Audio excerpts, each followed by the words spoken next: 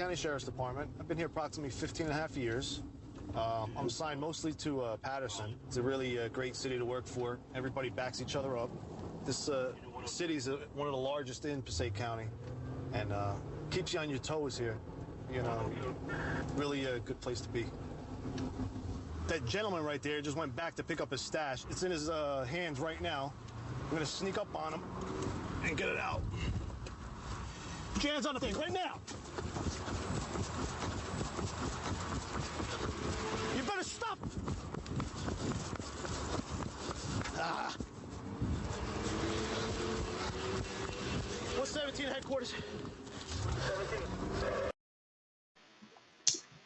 You know, I find it funny because as we speak right now, there's a live stream going with two drug dealers on panel and one drug addict. You know, guys, this certain gentleman said, I left New Jersey for the weather in Florida. You know, before this guy moved out to Florida, he was like, Dave, I don't want to go there. I don't want to go there. I'm like, well, who's making you go? He's like, my parents. They're sick and tired of paying for my apartment out here. They're sick and tired of giving me money. They said, go down to Florida. You know, you start a new life. The cops won't bother you there. Because the guy was getting pulled over every day throughout Oltapan, New Jersey. All right. He had to drive into Oltapan, New Jersey to get from New York to his parents' house. And whenever he would do that, he would get pulled over for a broken tail light or not wearing a seatbelt or whatever. And he would always say, oh, the cops are profiling me because of what I've done in the past. That might be true. I'm not going to deny that. The cops up here are not going to forget if you broke another cop's leg. So, for instance, when you get pulled over, I'm sure that these cops see that you have either assaulted a police officer, assaulted a woman, assaulted whoever. It might even say very combative. Very combative. Now, he also said that he had money in his savings. I don't know what savings he has or whatever, but when he was working, and I go through this too. I'm a full-time employee. I sometimes have to pay for things that are not in the budget. All right, and it kind of fucks me up for a month. And that's just how things work. I mean, people that are, trying to retire one day think like this. This isn't unusual. But I'm telling you right now, he's been unemployed for 2 years now. 2 years. What kind of savings could this gentleman have? Guys, I'm telling you something right now. I'm telling you something right now without a doubt. If he's getting any money, he's back in the game. He's back in the game. He used to be a drug dealer at the Montvale bowling lanes in Montvale, New Jersey. All right, when he was running with the West Side or West Patterson Crips. And I think that he's been hanging out with drug dealers this whole time. He's been in Florida. This whole time. In fact, his best friend, Josh, is a drug dealer. You guys don't believe that? You guys better, you know what? I'm not telling you guys to do this. But if anyone ever found out where Josh lived and wanted to call the police, you'd put that guy away in prison for a very long time. Very long time.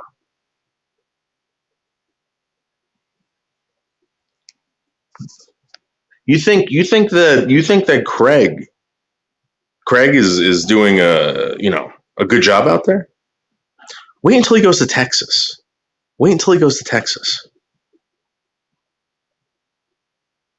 I don't think his car will even make it to Texas. I think he'll sell the car, hop on a flight that Punky will pay for, or his mother will pay for. And then his mother is going to be like, you know what? You're Punky's problem now. Just don't hit her too hard, Craig. Don't hit her too hard. And especially not in front of the kids. Especially not in front of the kids. I'm a shoe dealer. That's right, secret text messenger. Hey, Street Life, what's up? Street Life, I don't think you're a drug dealer. But my point is that if this guy hasn't been working, someone asked me the other day, how's he getting this money? I said, oh, maybe, I didn't want to go there, all right? I said, maybe, he's getting donations. Maybe he's doing this. Maybe he's doing that. Guys, he's selling drugs, all right? You happy? He's selling drugs. He's trying to make it down there. He's hit rock bottom. Absolute rock bottom, and he's reverted to going back into the game. And if you notice, the one true friend that he has now, this white Tupac, ask you a question. What drug dealer do you know that's never sold drugs to kids? Just out of curiosity. If a drug dealer ever tells you, yeah, I don't sell drugs to kids, I check their IDs. Come on.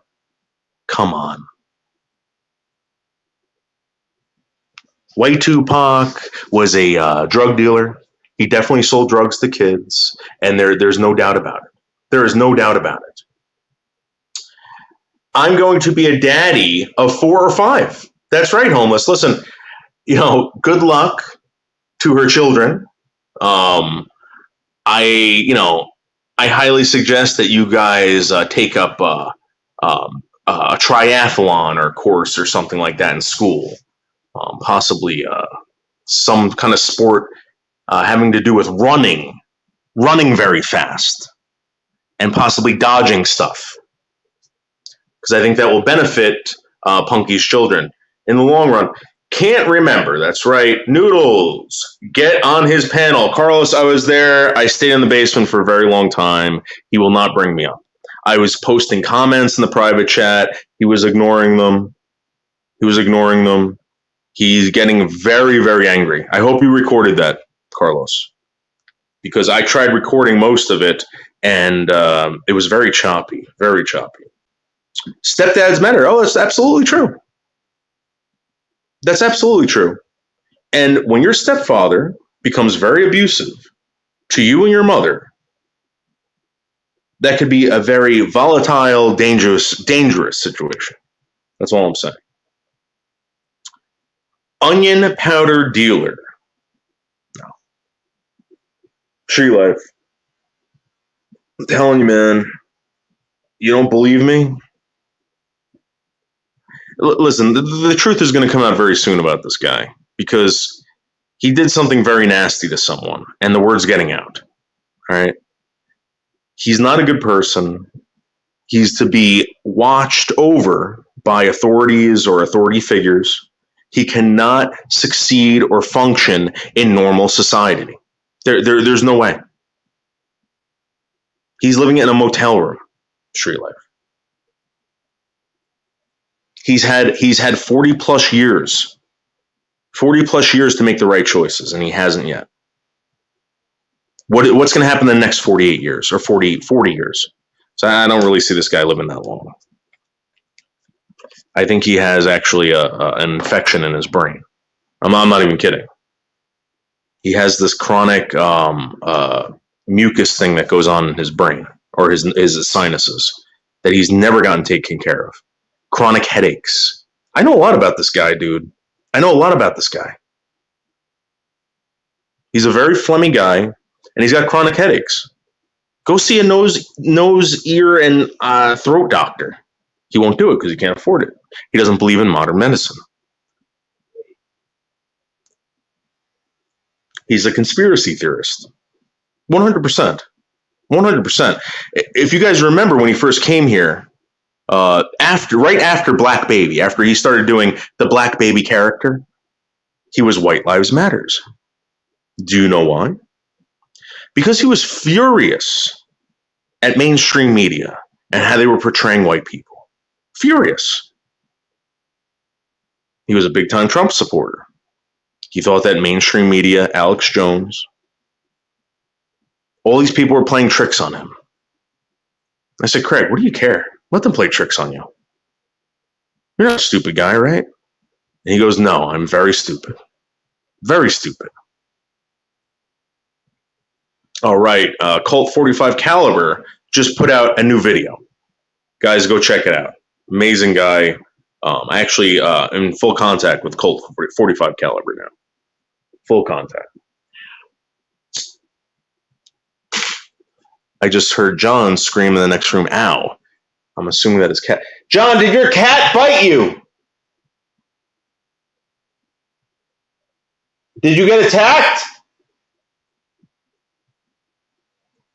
I'm pretty sure John just got attacked by his cat. He's still living in the hotel. Dude, come on. Are you fucking kidding me? Street Life. Street Life, you're doing better than him. Out of all the people on YouTube, you're doing better than him. Colt 45 Caliber just put out another video. Guys, please subscribe and support Colt 45 Caliber. One word.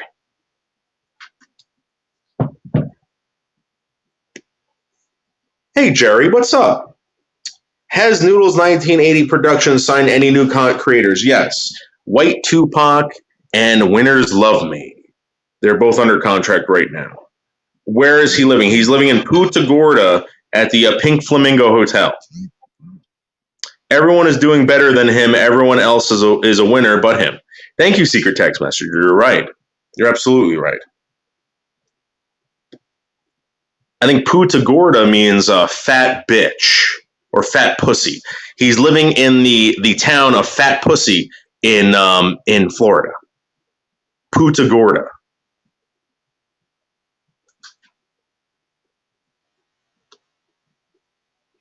Let's see. In the Pink Flamingo Hotel.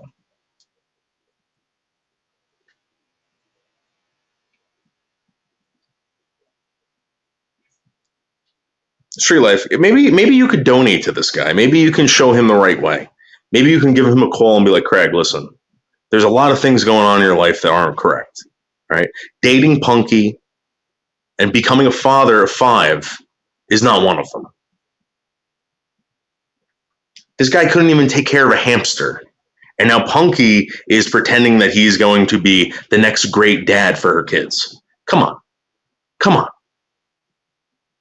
And from what I heard through the grapevine,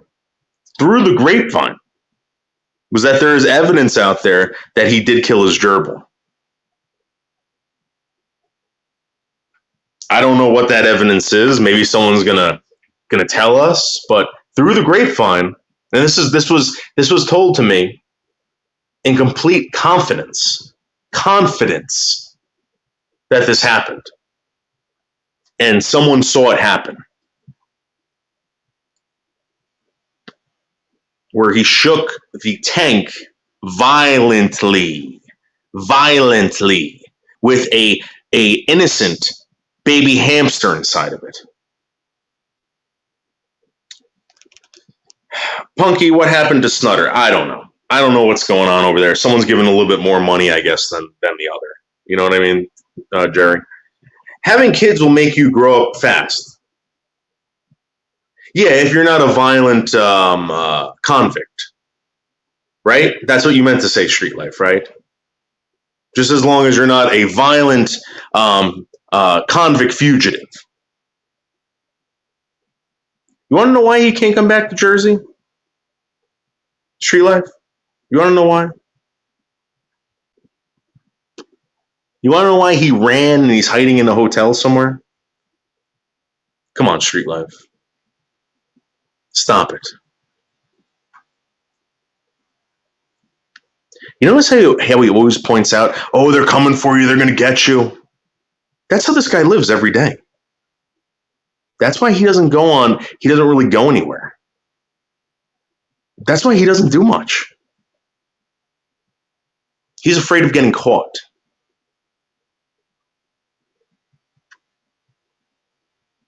Or Wawas. Right. Child support. Well, I mean, they're not his kids, right? So how is he going to pay? How is he going to pay for those kids? All I'm saying, Street Life. All I'm saying. And I said this to Lisa Lynn. It didn't go over very well. You're telling me that you are going to invite a convicted criminal into your house around your children. You are going to invite a potential felon. It's not that they didn't find him guilty. It's just that they never found the gun. Just remember that. Just remember that. So I don't want to have anything to do. I don't want to have anything to do with people saying, "Oh, why didn't you tell us this, David? Why didn't you tell us this?" And you notice how he said all the charges were dropped. Go look at his Florida charges and see what he was charged with. Tampering with a witness. Guys, you just don't get nabbed for this. Stuff like this at 40-something years old. This doesn't just happen once. At 40-something years old. Please. I don't have car insurance. Well, he doesn't have to have car insurance in Florida. He doesn't.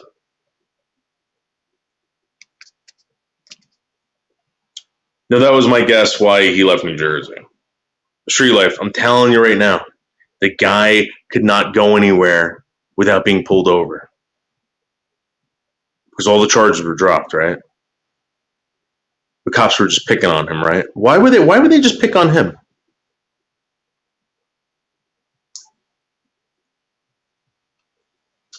Listen, I know these cops. I know these cops who dealt with him.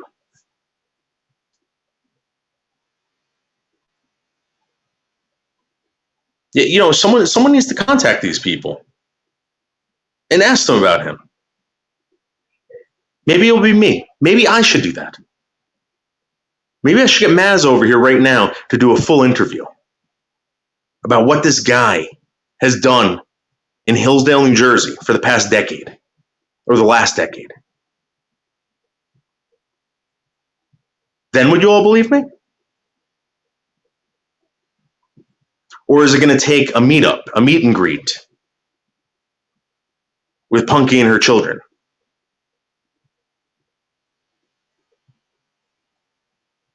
You think I'm kidding?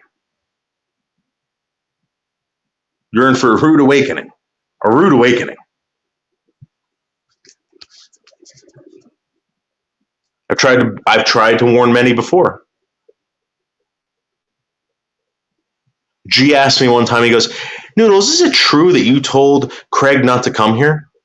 And I said, yes. After I saw how he was acting, yes. I knew this was going to happen. I told him, you know what? This isn't good for you.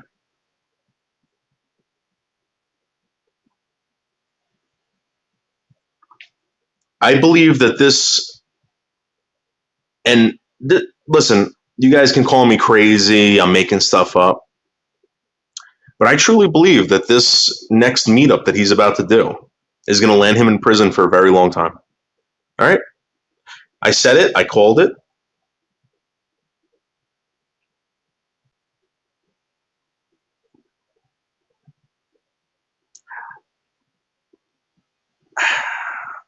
I'm going to say this too, all right? Because now there's children involved. Every single one of his girlfriends, all right, either had this certain kind of look to them, right? And you guys can say, you know, that's subject, that's, you know, very whatever.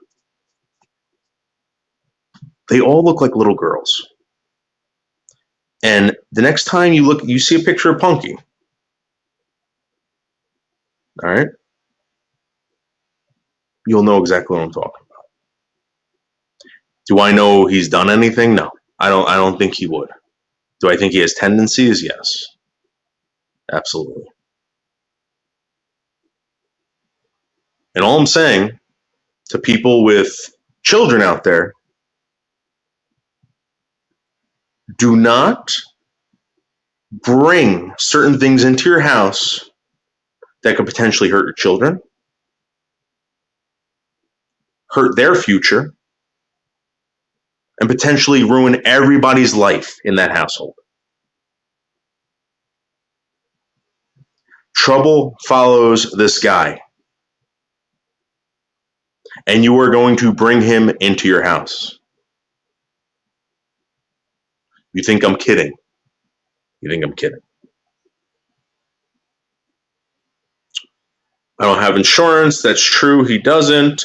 Hey, Jerry A., what's going on? I hope you're having a great Monday. Great Monday. White Lives Matter is going to Lisa Lynn's. Is he her new beer fairy? Oh, Jerry. Oh, Jerry. Excellent. Excellent, Jerry. Isn't Florida a mandatory insurance? I don't know. I don't know. Street Life, I don't know. Come on. Don't ruin the show. Why do you care so much about Craig? Just curious. You have warned everyone. Think it's time to move on. Well, listen. No, people want to watch people drown. Some people want to save people from drowning. I want to save people. All right, Street Life. So if I was to see someone passed out in the street, you might walk right over that guy. You might walk over that guy and be like, that guy's gonna have a rough day tomorrow. I'm gonna check his pulse. I'm gonna give him a slap in the face. Say, hey, buddy, are you okay? Do you need help? What's going on here?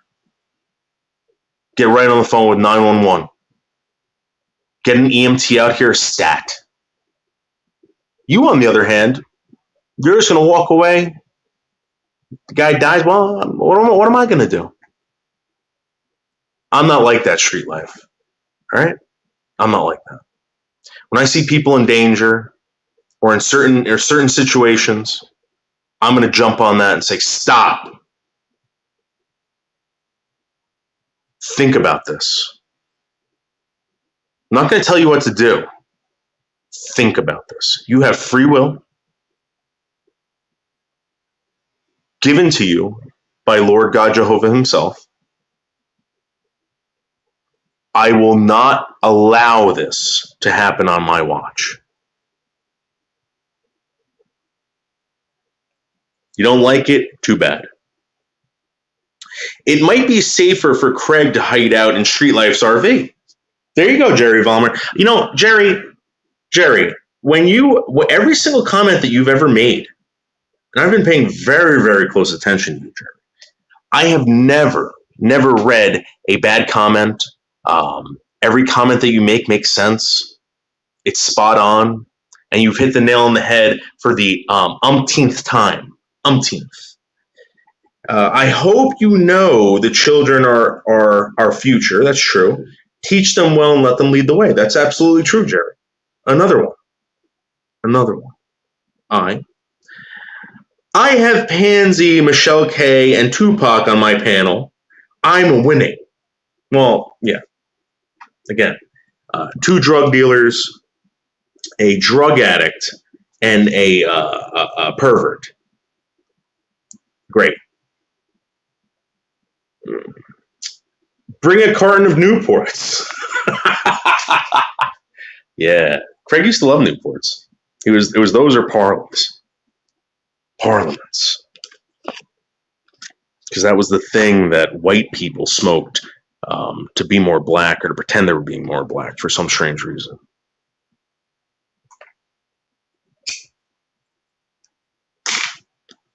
The guy has had everything handed to him in life. He's never been denied anything, but yet he ends up in West Patterson, joining the Crips, selling drugs at the Montvale lanes.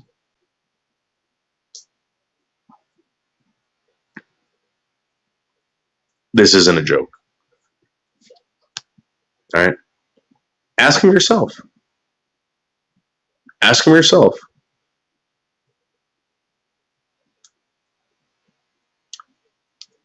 You guys will find out soon enough when the shit that's going on behind the scenes with him and a certain someone and a certain someone and a certain someone snowballs out of control and someone gets scared. And I think right now there are a few people that are nervous right now because of this guy. I'm not. I'm not. Because I know for a fact, short of shooting me or stabbing me, that guy ain't gonna do shit. He ain't gonna do a fucking thing.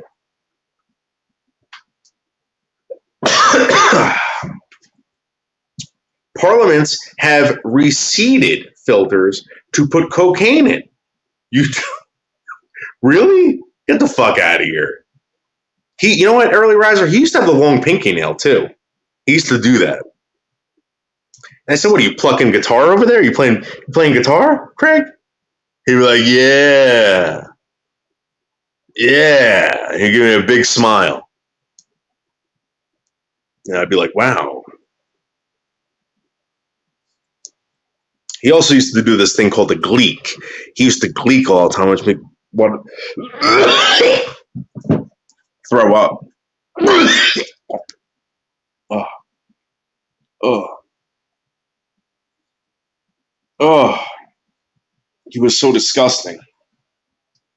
Oh my god. I'm gonna fucking vomit. Oh. Oh.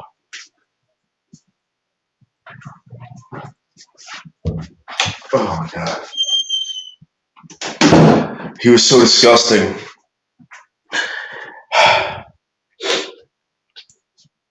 You think I'm kidding?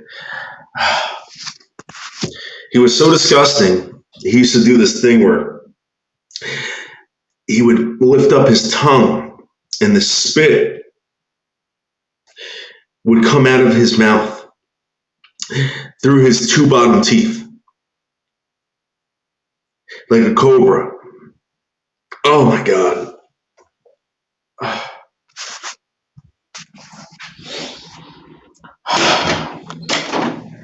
I really thought I was going to vomit. Oh, that was so gross. Even Tino got nervous. Oh. Oh,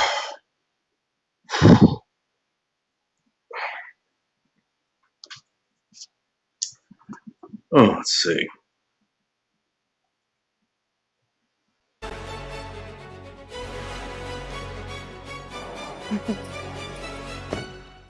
What up, baby girl? You really gonna call her dad? Yeah. Oh.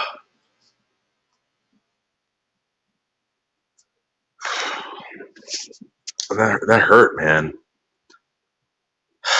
Hold on, guys.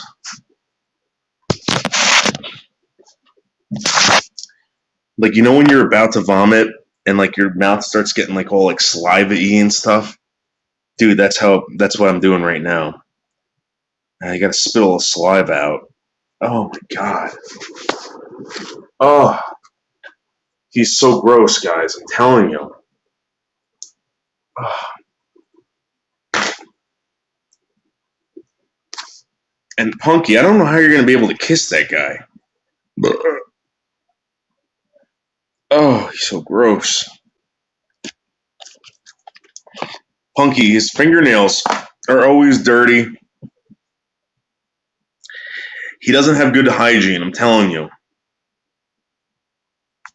And I wish I had taken pictures of his hotel or his apartment that he was living in. You couldn't even see the floor. There was geckos running around. My dogs didn't even want to enter.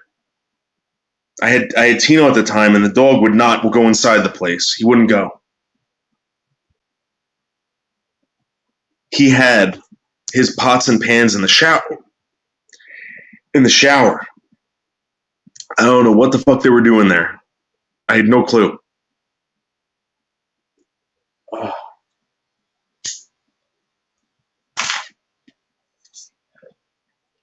He had these, yeah, Pete, I'm telling you, I swear to God, it was like a fucking cobra, like a spitting cobra. And he had electrical tape taped to the sink, like the faucet. Electrical tape, not even like duct tape or anything, electrical tape. Electrical tape doesn't work like that. Oh my god. Oh. Oh. Yes. I almost vomited so hard thinking about him. He's so gross. And then he had that one Google eye that was just wandering with that big. It looked like a big clam attached to in the corner of his eye.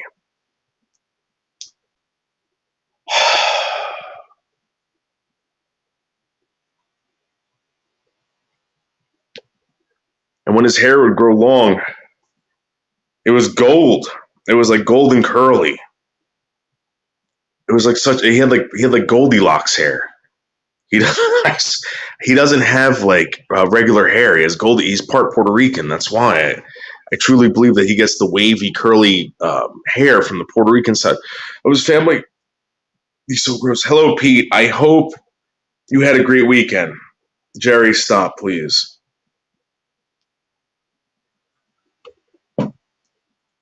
Oh. Pete, I think I'm going to have to put you in timeout because Jerry will not stop flirting with you. Pete, let's pretend that Jerry Vollmer doesn't exist, okay? Let's pretend like he's not here. Every single time he makes a comment or leaves one at you, just ignore it. Think you and Pete and Craig and Punky will go out for dinner? Pete has actually requested this. Requested it. I don't know.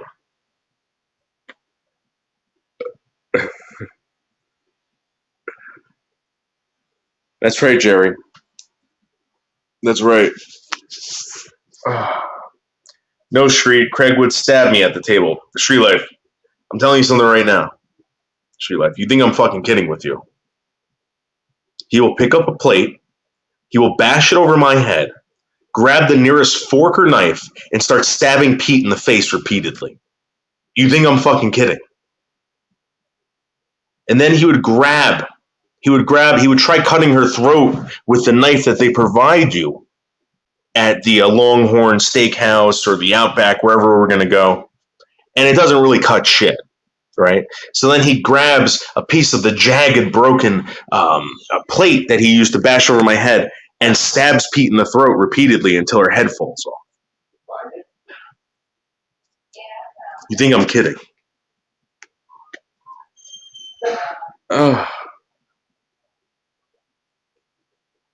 Tree Life, this is true.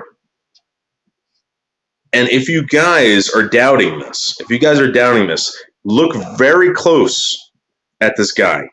I'm telling you, this was Craig. But the guy got away. I'm telling you. State County Sheriff's Department. I've been here approximately 15 and a half years. I'm assigned mostly to Patterson. It's a really great city to work for. Everybody backs each other up. This city is one of the largest in Passaic County, and keeps you on your toes here. You know, really a good place to be. That gentleman right there just went back to pick up his stash. It's in his hands right now. We're gonna sneak up on him and get it out. Put your hands on the thing right now. You better stop. Ah. 117 headquarters. 17. And Craig was never seen again. Never seen again.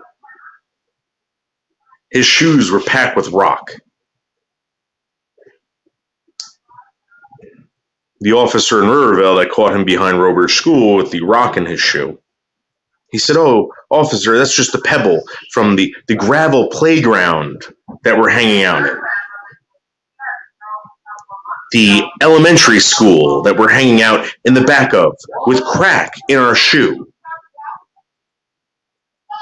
I can't imagine a better place to do crack than behind an elementary school in Rivervale, New Jersey, Robert's school, by the tire playground.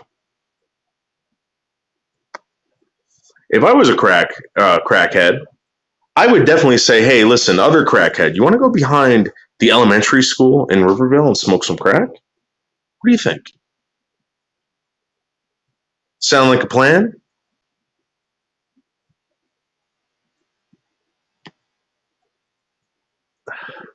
Yeah, we could smoke it on the tire playground where the 5-year-olds play. And then when we're done, we just stash the shit in one of the tires. Maybe the kids will find it, but who cares? Who cares? Let's get high tonight. Behind the elementary school in Riverville.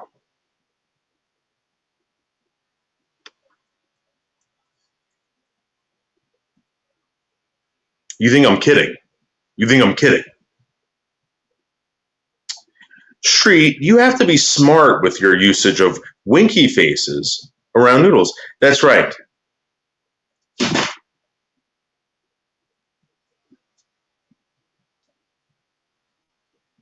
Tina, what's wrong? You okay? You're freaking me out, dude. What's wrong? What happened? You gotta go outside? All right. You wanna go outside? You okay? Come on. Come on, it's okay. What's wrong? What's wrong, bud? All right, you guys want cookies? Here. Why don't you guys have a cookie? Let's have a cookie. Here, little Tino. It's okay. Okay, there you go. All right. Sorry, guys. Something's wrong with Tino. He was acting a little funny. I think he heard some banging noises. He doesn't like that when he hears that. All right. Yeah, no more winky faces at Pete, guys. Please. Please. I've asked you multiple times to leave out the winky faces.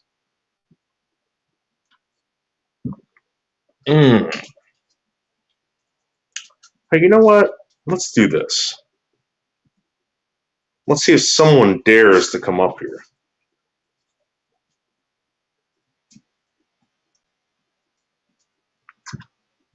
Because I don't think it's possible. I don't think that a lot of you want to face the wrath of Craig. Because he even threatened Cruiser. You don't want to fuck with me, dude. I'll take down your shit.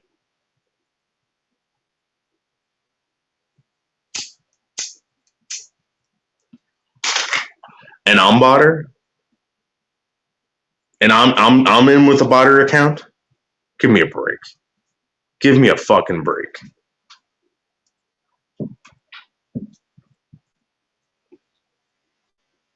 Let's listen to some Michelle K threatening or asking to fight her. Also, my dear, I know that you know who Botter is. And there'll be FBI agents against you. You think you're all that, huh? Tough guy. Let's fight one-on-one. You come over here without any of your guns and fight a disabled fucking woman. I dare you. That's about to fucking pass away. I fucking dare you. You know, also I want to point out that these people, Michelle K included, have parents that love them. All right, they have parents that love them and do whatever they can for them. You ever notice that none of them decided to buy them a house? None of them. What do you think? I mean, Craig's parents are not broke people. Why do you think it is that when Craig moved out to Florida, he lived in the house for about a month and then they kicked him out? He had a house in Florida. You guys didn't know this. He was living in a house in Florida when he first moved there. I think it was a 4-bedroom house. He had neighbors. He had running water. He had everything, air conditioning. They even gave him a truck. What do you think happened? Why would they have removed him from that house? And why is it that a family getaway retreat was sold the following year? Why do you guys think that? I'm not telling you why. This is a house that they've been going to ever since Craig was a kid.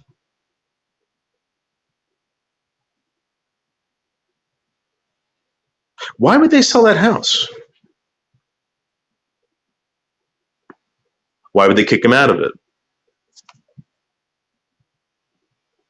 And why is he now living in a motel room?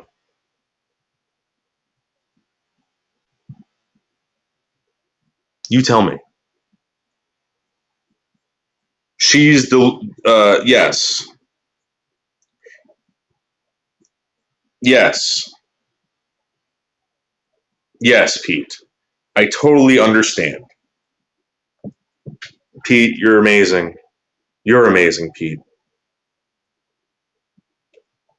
And guys, I just want to let you know, people are like, why do you play these clips? Why do you do that? Because that's the future of live streaming. That's what's going to happen. And you guys are all going to forget one day that I was the first one doing it. You're all going to forget. Or maybe I'll just forget you guys. So I think that's what's going to happen. I'm just going to forget about all you. 10 years from now, Pete is going to reach over and start playing with my chest hair late at night. And she's going to be like, honey, do you remember that guy Street Life? Like, who's that? You know that guy from YouTube? No. You know, The Big Loser? No. Which one? The guy from Maine or the guy from New Hampshire? Say there's a lot of losers that live in New Hampshire. I'm not really sure, Pete. And she'll be like, it doesn't matter. And I'm going to roll over and I'm going to grab her face. And I'm going to say, Pete, you're amazing. You're right, it doesn't matter. And then we're going to make passionate love. Probably 3 or 4 times. At her request, of course. Pete constantly needing more and more and more. Because the last one was so goddamn amazing. And the body vibrations finally die down, and she's like, okay, let's go again.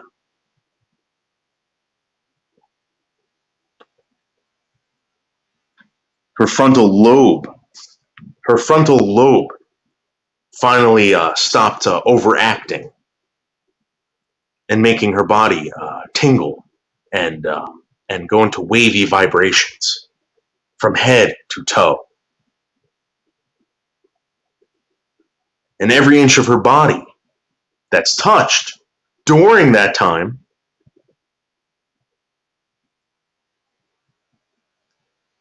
is instantly orgasmicized.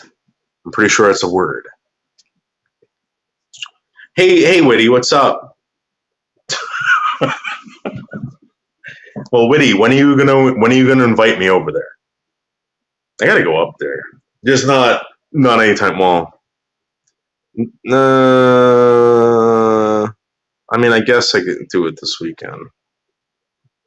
I'm not saying you want me up there. I'm just saying if you ever get a chance, I'll head up there. But anyway, my point is that, what I did was my father comes up to me and goes, listen, he goes, you got to get a house now. You got to, right? And I said, Dad, I don't want a house. I don't need a house. Single guy. I'm, gallivanting around town. I can rent a place. I don't need a house. He's like, yeah, but you saved up all this money. He goes, you got to make money off this money, and the best way to do it right now, with the amount of money that I had, was to buy a house. You live in it for 20 years. All right, you're paying yourself. You're paying it off. You're going to see a return in it. You rent something, you're just giving your money away. And I was like, Dad, you know what? You're right. Pay a little bit extra, but at the end, when I retire, sell the house. I went to go get the loan for the house. The interest rate was astronomical. Astronomical. I think I would have paid probably $1 million by the time this house was paid off. It was something ridiculous. Now the house was only $260. Or I think it was $260, and I think I think I took a loan out for 3 something. And my dad's like, well, listen, how about this? How about we put it in my name? And, when it's paid off, sell it and the money's yours. I said, yeah, that sounds great. That sounds great. And the whole time I'm here, I'll start making money off of it by renting rooms, renting space. I was a real entrepreneur at that time. I had all the bedrooms rented out the first year. I think I was making at least like an extra $300 every month. Every month, I was paying myself $300. And this idiot that's living in a motel, is going to try to tell you that I'm an idiot for doing what I'm doing. You got to be fucking kidding me. You got to be kidding me. Where's this guy going to be in 20 years? What is he going to have in 20 years? He has nothing now. What, are you going to play catch up in your 40s? Good luck with that. Good luck with that, dude. Because the way that guy's going, there's going to be a major, major hospital bill coming down the line. He doesn't have insurance. He's not going to be able to afford any kind of brain surgery that he needs. He's going to be the guy that you all see wandering around the parking lots by the parking meters looking for spare change. You don't believe me?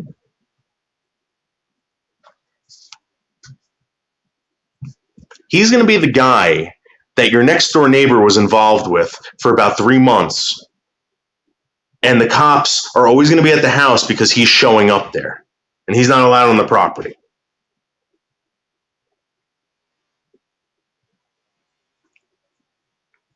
And you're inviting this guy around your kids. Around your kids. Oh, you're closing in September? Yeah, you know what? Let's do it in the fall. Because then you'll be used to the house and, plus the fall must be awesome up there. I would love that. Maybe Woody, I can get Pete to come up here in the fall and we could all meet up at your house. That would be awesome. Does Pete take out the glass eye before bedtime? In the story, I'm going to be honest with you. It's so dark in that room. We don't need lights. We can feel every rippling muscle and every voluptuous curve with our fingers.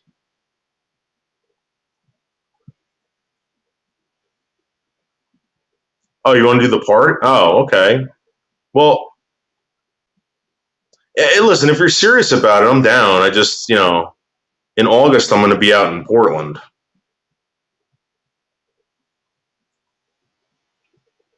But I'm down. Oh.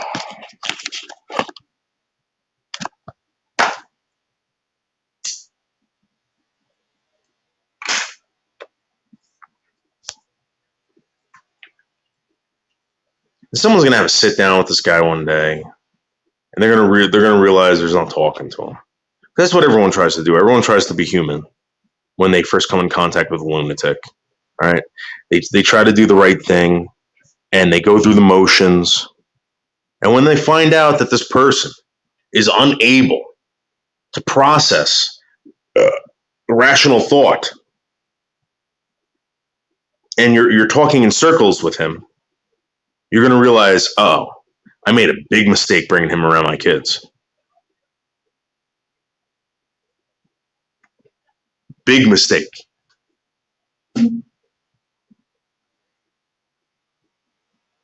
Of course. That's the right thing to do, right? You're supposed to. You see someone drowning, you see someone struggling, whatever. You're gonna try to do whatever you can. But then when that person turns on you, starts biting you and try drowning you and all this crap, you got to step away. You got to start swimming towards shore. And then you got to tell the other people that are about to jump in the water to go save this guy. No, don't go out there. You're gonna drown. He's gonna try to bite your face off.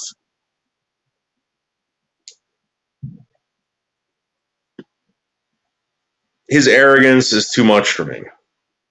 Well, Witty, so that thing that we talked about that you didn't tell me about, I found out what it was. And I'm being honest with you, I do not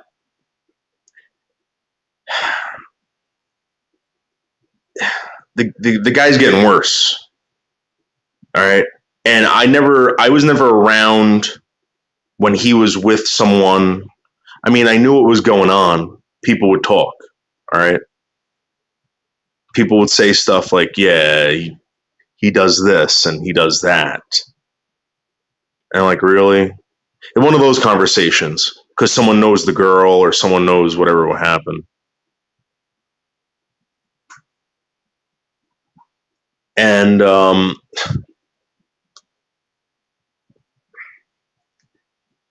just saying, it doesn't matter what media it is. If it's real life, if it's virtual or whatever, he's going to act the same way. I wish someone would reach out to this woman and say, hey, listen, just so you know, be very, very careful. And if you ever need any help, call the police. Don't call me.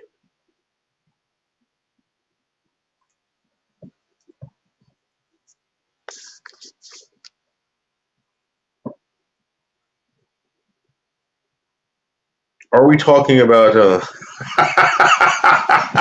Yes, Jerry, you're talking about someone. Yeah. I guess it doesn't matter. She finally split. I mean, nothing bad happened.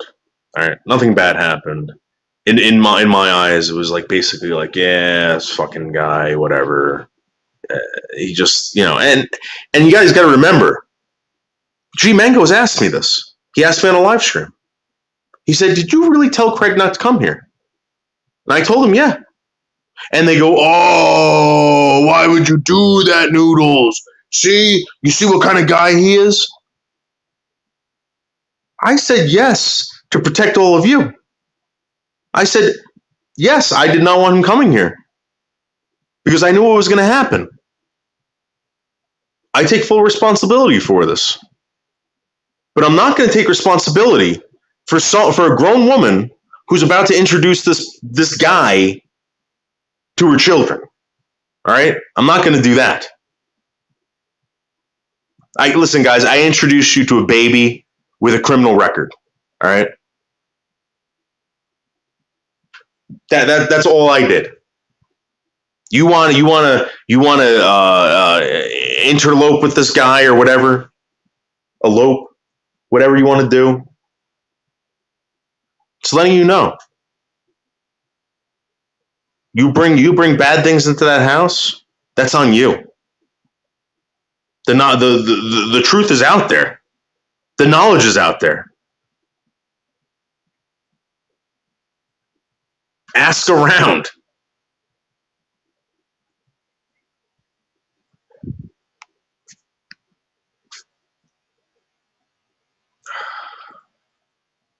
Yeah, no, listen, Woody, I know. Listen, Woody, you know what? You know what I thought about all this, all right? You knew that I thought like, hey, you know what? It's fucking online bullshit. No one's gonna get hurt. Like these people are just fucking acting. Blah blah blah. You know my attitude on this. But I'm telling you right now, I don't want to see anyone get hurt, especially not kids.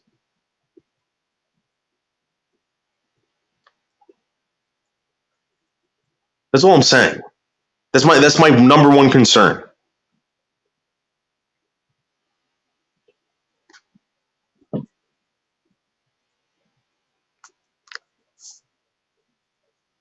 I mean, if he's going to traumatize a full-grown adult, all right, what do you think he's going to do to a child? Tell me that. Tell me what good is going to come out of this, except for maybe a couple hot meals for Craig, and a place he doesn't have to worry about right now that he's going to get kicked out of at any moment.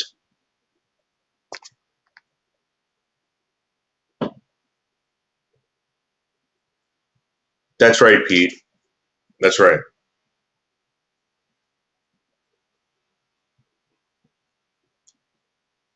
I know.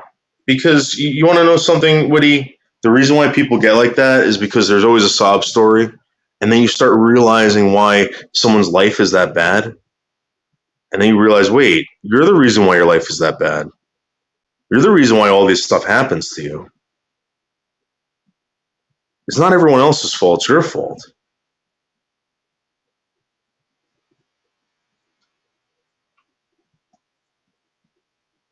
I get in fights with Pete about Michelle K, caring too much about Michelle K.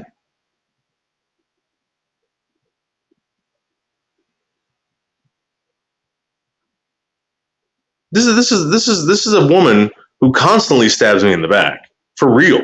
Not for fake, for real.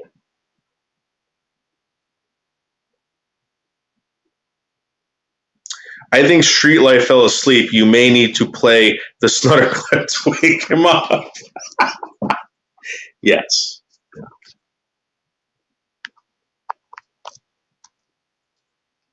And he thinks that nobody has the right to tell him he's wrong. I'm telling you guys. I'm telling you.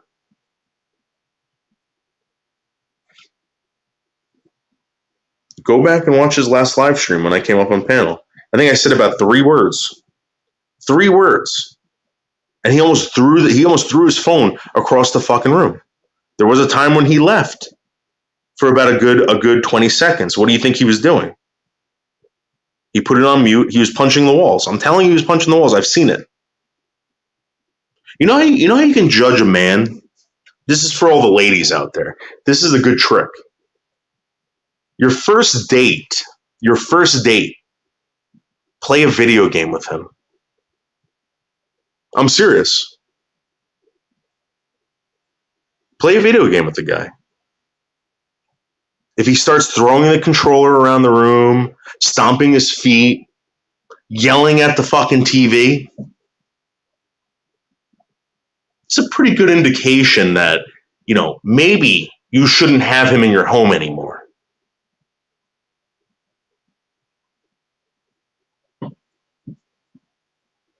I've seen this guy pick up a TV and throw it across the room because he lost in a fucking like Sonic the Hedgehog game. You think I'm kidding?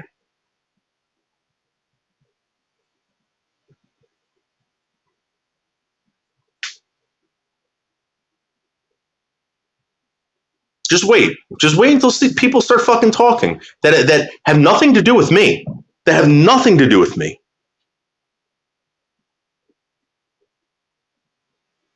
You think I'm nuts?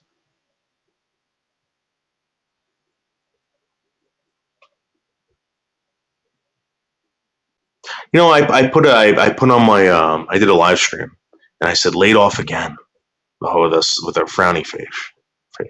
Did the whole live stream. No one said a word. As soon as I finished the live stream, I started getting phone calls. Oh, people want to know, did you get laid off? Did you get laid off?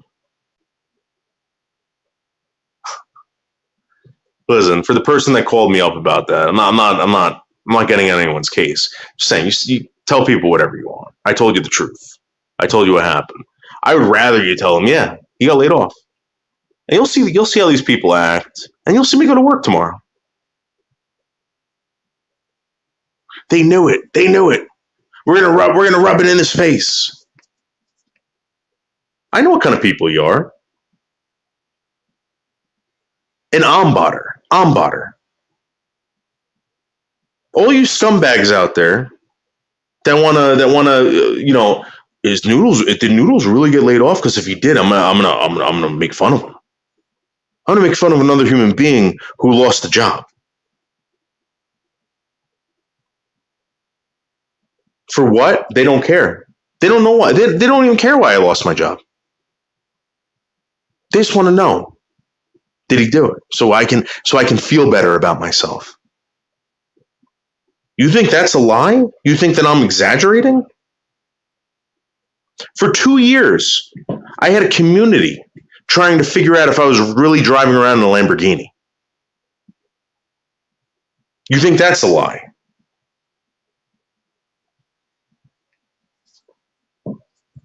Unfucking real.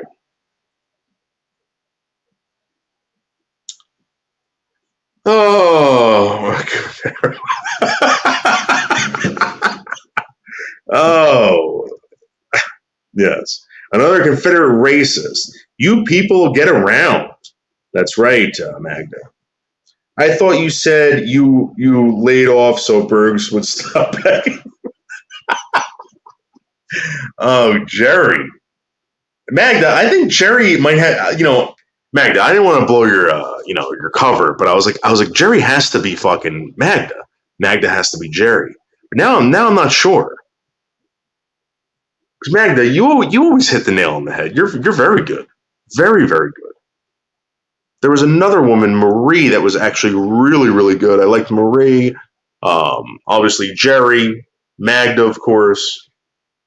Are you guys all the same person? No. I don't know. All I'm saying is that please, guys, please pay attention. Pay attention to what's going on. Don't ignore things because Carlos Sija said so. The most entertaining man on YouTube. The guy who knows everything.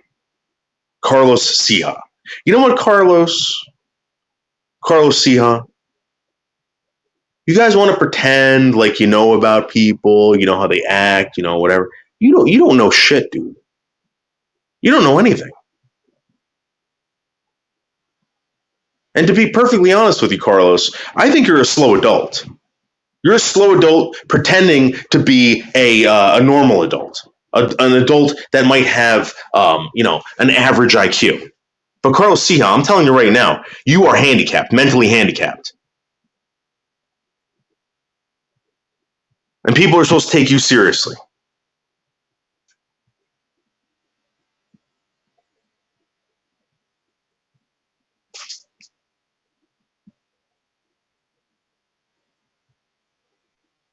Oh, I don't follow Berg's Noodles, so he definitely not. No, no, I know.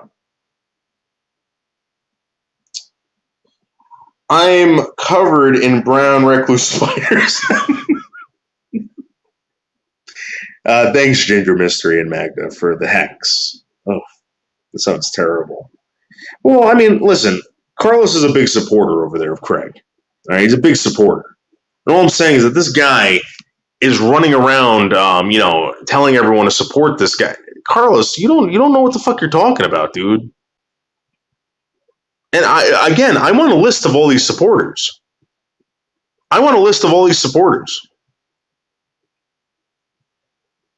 Because when the truth comes out, I'm going to rub it in all your faces.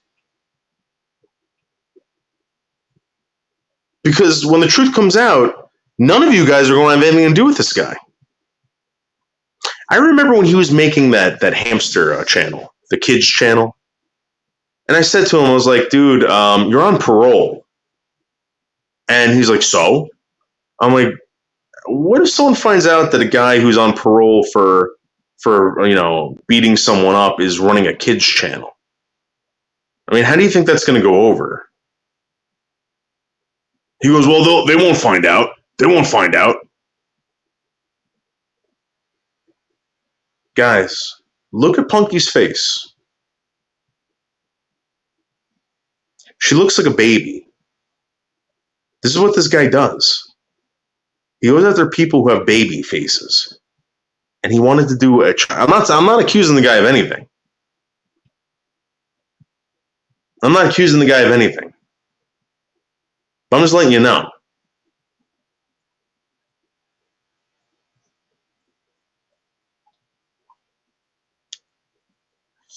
Oh, a long time she rules. Yeah, I like Marie. I like Marie a lot. She was very funny. Plays the same games over and over again. Never listen. That guy Carlos. If you're talking about Carlos Sija, I'm not talking about Carlos Martinez. I'm talking about Carlos Sija. The guy is a handicapped. He's a slow adult. He's a slow adult, and people know it. Carlos, you're not tricking anybody. You can dress like an average IQ'd adult all you want, but you are definitely slow, bro.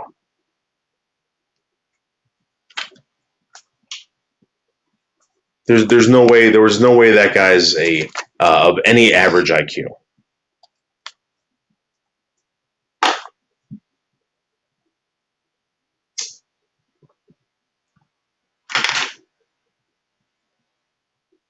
In fairness, Camilo had a kid's toy shed. All right. Listen, John makes money selling oddities, even children's toys. That's no secret, right? The guy had an eBay business that Lolly fucked up. All right. Now, knowing that, John also has kids. All right. We know that. That's not a big mystery. That's not a big secret. All right. This guy that I'm talking about, who's living in a motel room, all right, living in a motel room, trying to make hamster videos for children, who is out on parole.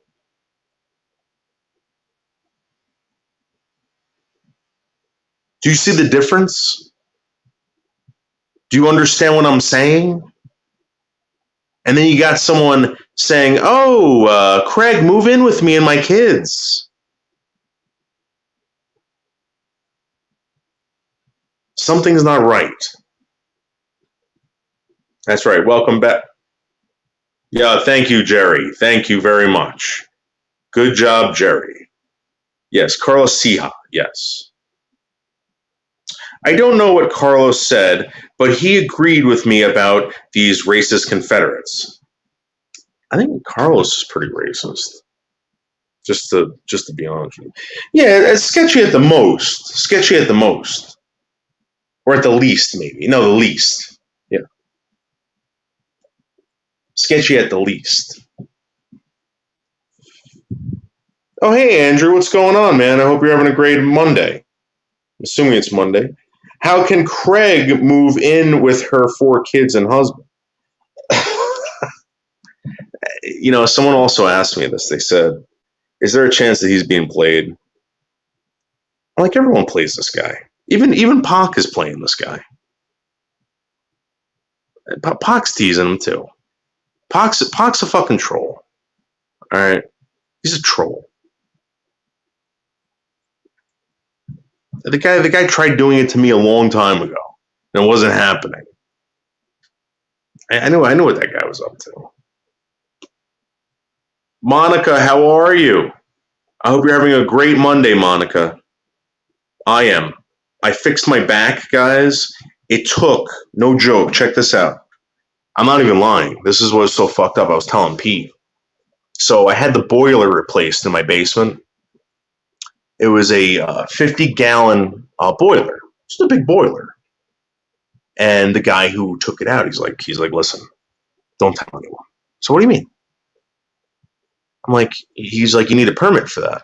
I was like, nah, I don't need anything. And he goes, no. He goes, don't put it out there. I said, listen, get out of my way. I put it on my shoulder. I put the 50-gallon fucking boiler on my shoulder. You know how big a 50-gallon boiler is?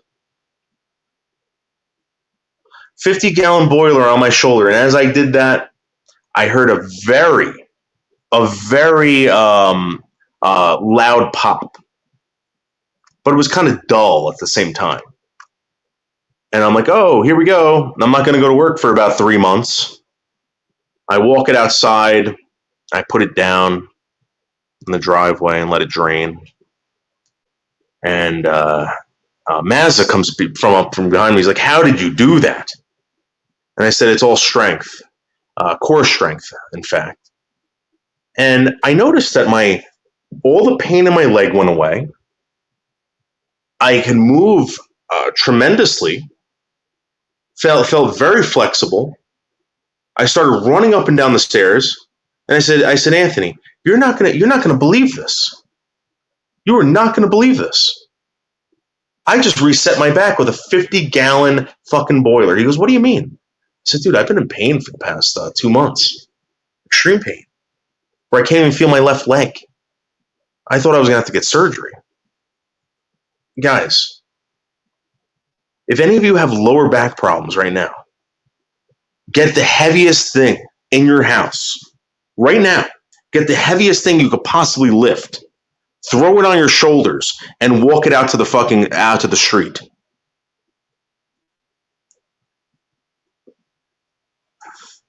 One-handed, by the way.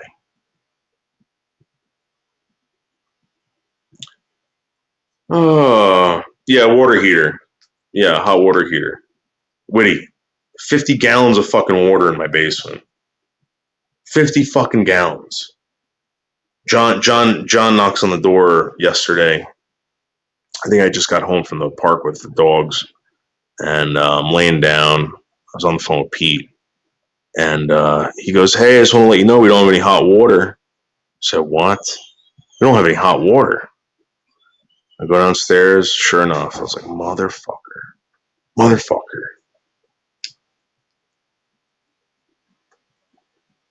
Yes, that's right. We do.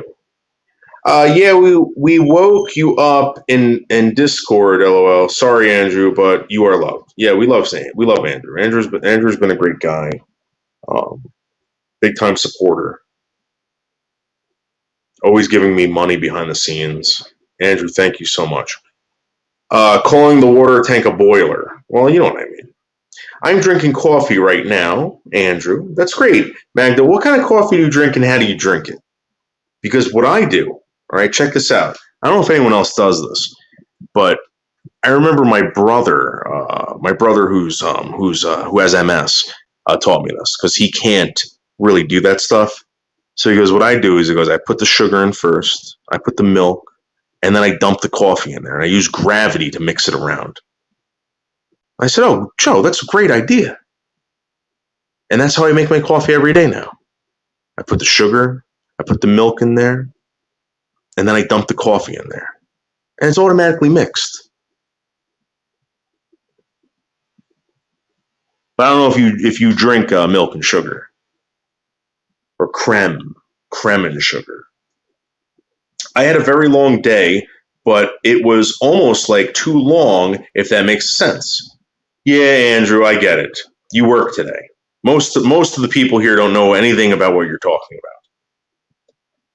about. I was already in my living room watching that crime channel. Andrew, what the fuck is up with that shit? Why are all these women? I mean, I get it. But are you into that too? These women like fantasize about these men murderers or these people that murder their children. It's so bizarre. Noodles, did you carry the boiler up before or after the blowsy? Of course, after.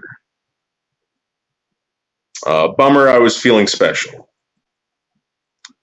Say, Magda, I drink too much of it, to be honest.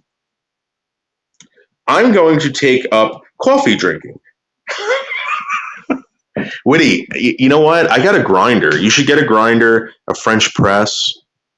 And it's like the most dark, like richest coffee you could ever have in your life. I'm telling you. I used to drink it black sometimes. It's that good. And there's ways to do it. Some people don't put the scalding water in there. They let it cool down a little bit. Sometimes they just put a little bit in there, a little bit of boiling water to let the gases from the coffee beans release. And then they put more in there. And then they give it a good press. A good press. Sometimes I also add a pinch of salt. A pinch. It makes some of the smoothest coffee you have ever had in your life. Not a lot of salt, just a pinch of salt. Trust me. Smooth. Smooth and rich, like a Marlboro Red. That's right. Let's see. Don't think Craigham's is a very good role model for 4 children to learn from. Pete, that's what I've been talking about this whole time. That's what I've been saying up and down, left and right. Some probably. I am buying an espresso maker soon. You know, I love espresso. I love espresso with Sambuca and a twist of lemon. It's the greatest drink ever. I have it with a creme brulee, and I do not think there's anything better. If we ever go out to dinner, trust me, if you say, do you want dessert? You want coffee dessert? I am getting an espresso, Sambuca, twist of lemon, and a creme brulee. And you will see me drink it with 2 fingers. Every other finger is pointed straight out. As I put it to my mouth and I take the little sip, I put it down, I grab my spoon, and I take a scoop of creme brulee. I put the creme brulee in my mouth. And then I look back at the creme brulee, and then I look at you and I say, this is very delicious. This is very good creme brulee. Do you want some? Hoping that you'll say, no, thank you. Because I can enjoy the entire thing by myself. We are all special. That's right. That's right, Andrew S. You should, Woody. That's right. I am halfway through a 5th of whiskey again. Monica. Monica, please stop. Anyone who's drinking hard alcohol right now, it is 9 o'clock on the East Coast. All right. Put down the bottle, go to bed, and play a video on YouTube. Shut the lights off, close your eyes, and go to bed. Wake up early. Wake up at 4 o'clock in the morning. Start your day at 4 o'clock in the morning. Winners always start their day at 4 o'clock in the morning. It's true. The early bird does get the worm. Magda and I get a few house plants just for you. Yes, thank you. Noodles, true. That's true. Money bags, yes. Witty, I will help you pick them out. Yeah, I wish, Monica. I am counting down the days until end of the month. Okay.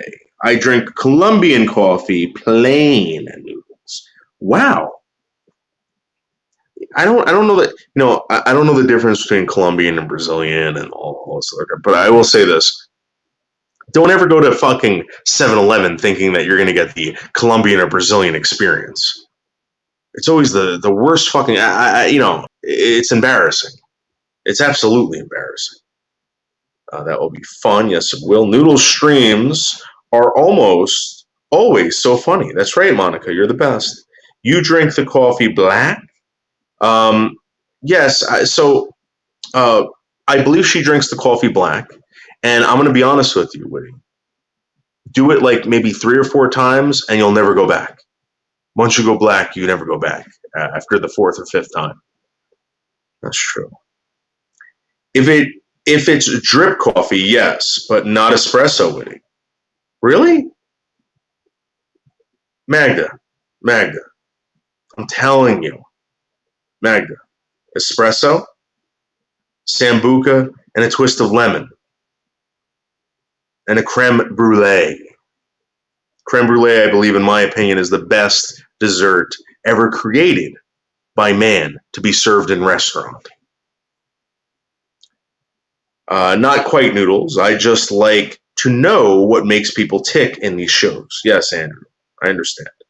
Oh God, I forgot to watch the Candace Wells interview. Fuck. Yes, we all know that you love Candace Wells. I have both gifts in ever used. Okay. I'm shooting 2. What's going on over here? Let's see. I have a coffee grinder from Greece, and I use it for pepper. Oh, really? Yeah, that's what I do, Witty. But I don't have one from Greece. I have an electric one from Hillsdale, New Jersey, the Nicholas Market. And I do the same thing. I grind my black pepper in there. I buy the whole the beans. I'm gonna be honest with you. I don't ever clean that thing out. I just fucking grind the other, and it's fine. The coffee's fine. Sometimes I use French press, but other times drip. I have so many different machines and contraptions for coffee. Really, you know what I got into for a while ago, Magda, was cowboy coffee. That's just when you just boil the coffee in a pot, and you try not to get the remnants of the beans in your mouth. It's called cowboy coffee. I've heard that about coffee. Thank you, Monica. Hey, Charlotte, what's going on? Charlotte, why don't you call me? I don't get you. I just had someone reach out to you. I don't understand what's going on. Witty, I use a Peugeot pepper grinder. Really? Peugeot makes a fucking pepper grinder? I remember there used to be Peugeot mopeds in town, and the Peugeot car that everyone used to make fun of. I prefer Noodles / Dave to Mr. T any day because Noodles, while sarcastic, has well, Monica, I don't want to go there. It's still too soon. Magda for the beans, yes. Actually, Noodles, refined individuals use a spoon for creme. That's what I said. That's exactly what I said. I use a spoon all the time for creme brulee.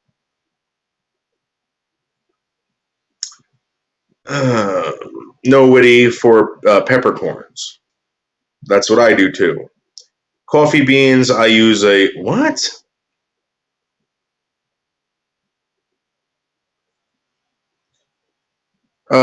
That is what I like about you, Noodles. You can go from getting a blowsy from the plumber to being a fine gentleman. That's right.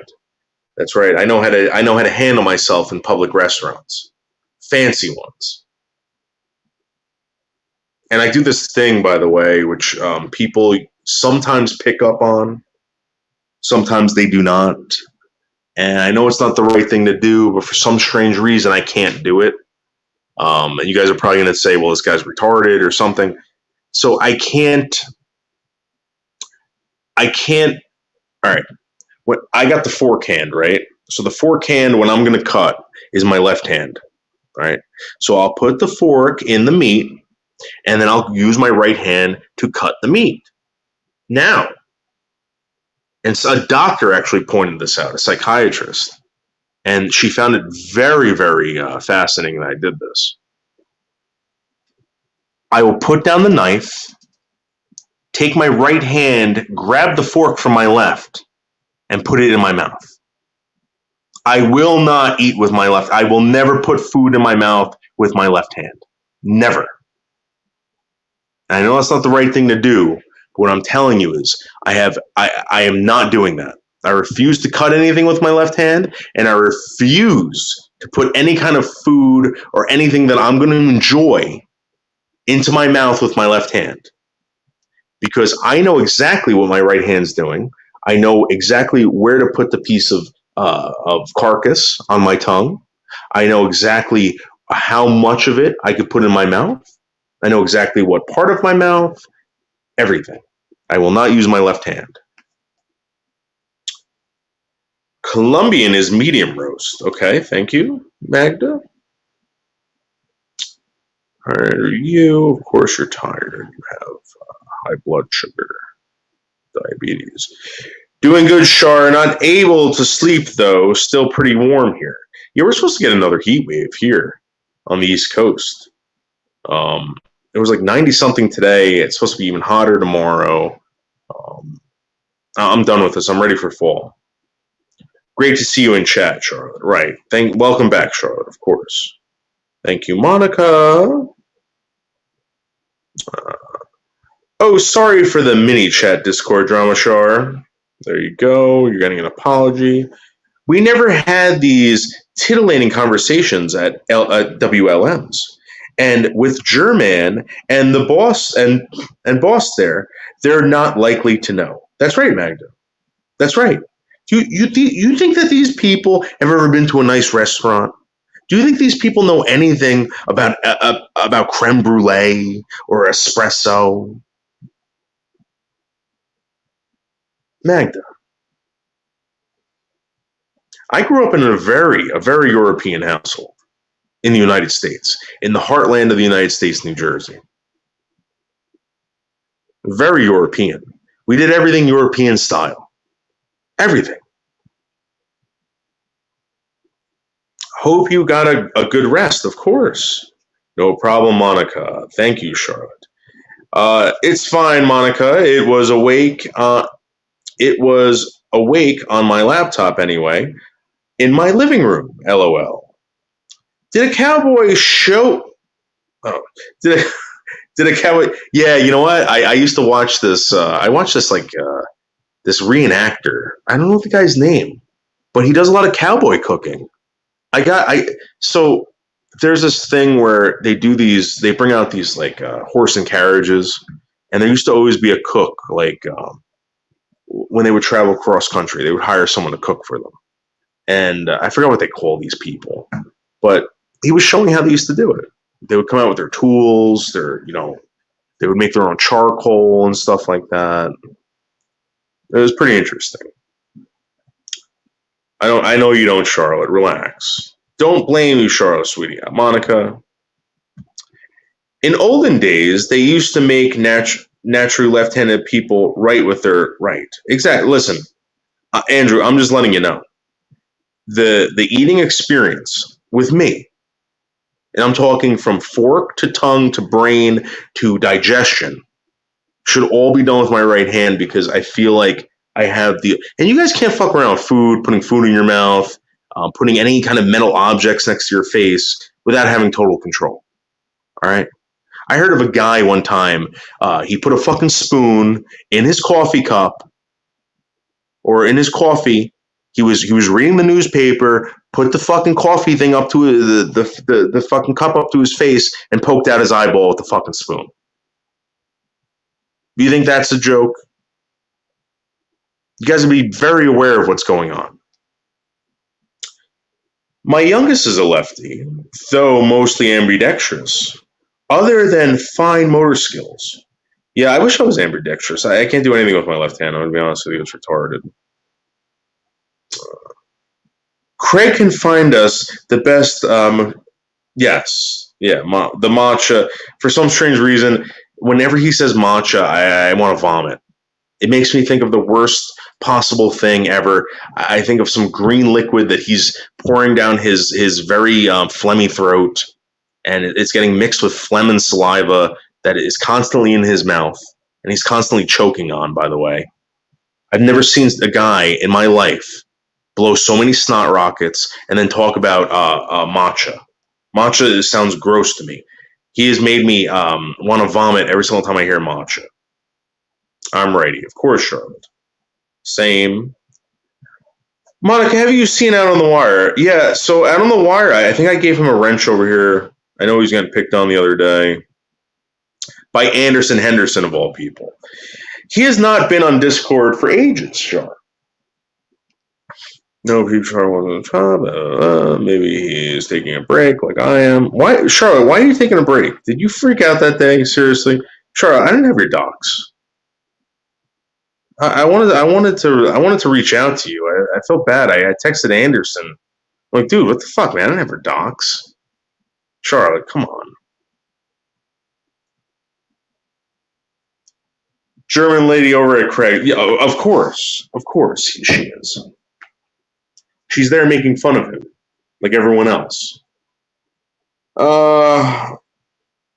Wish I was in Dixie. Hooray! That's right, Confederate werewolf from Boston. Thank you. Matcha is actually good, but I make my own. You know what, Mag? The guy ruined it for me. Ruined it for me. I don't even know what the fuck it is. She still hates me, chat blocked. What? Who? German lady?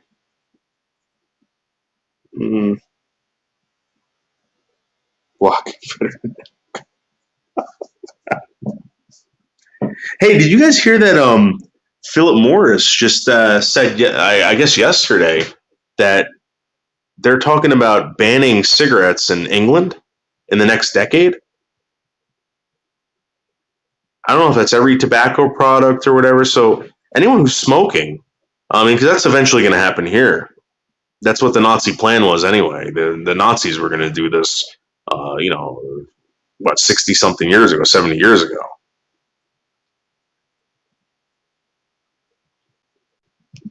The Nazi plan of banning tobacco over the world is now in effect. Yeah, sure. She still has me chat blocked. Is that Nick Magda? Just gonna ignore him, Magda. Magda Hart, Witty Hart. Sure, count yourself lucky. That's true.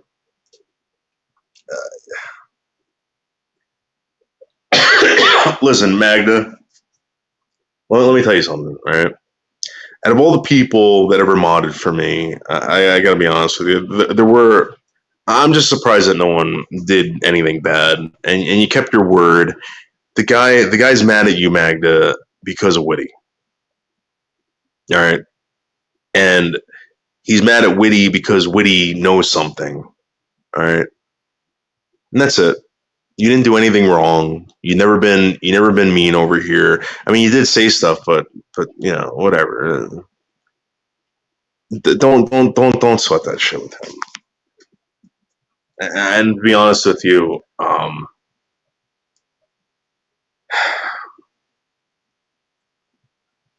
don't seek revenge on him. I'm sorry, Magda. I don't care. I don't care. Well, they got rid of the menthols, as I told you the other day. Jules, right? So they're saying in the next decade, they're forecasting a total ban of nicotine sales in the UK. Funny how someone mentions Nick and you think about Nazis.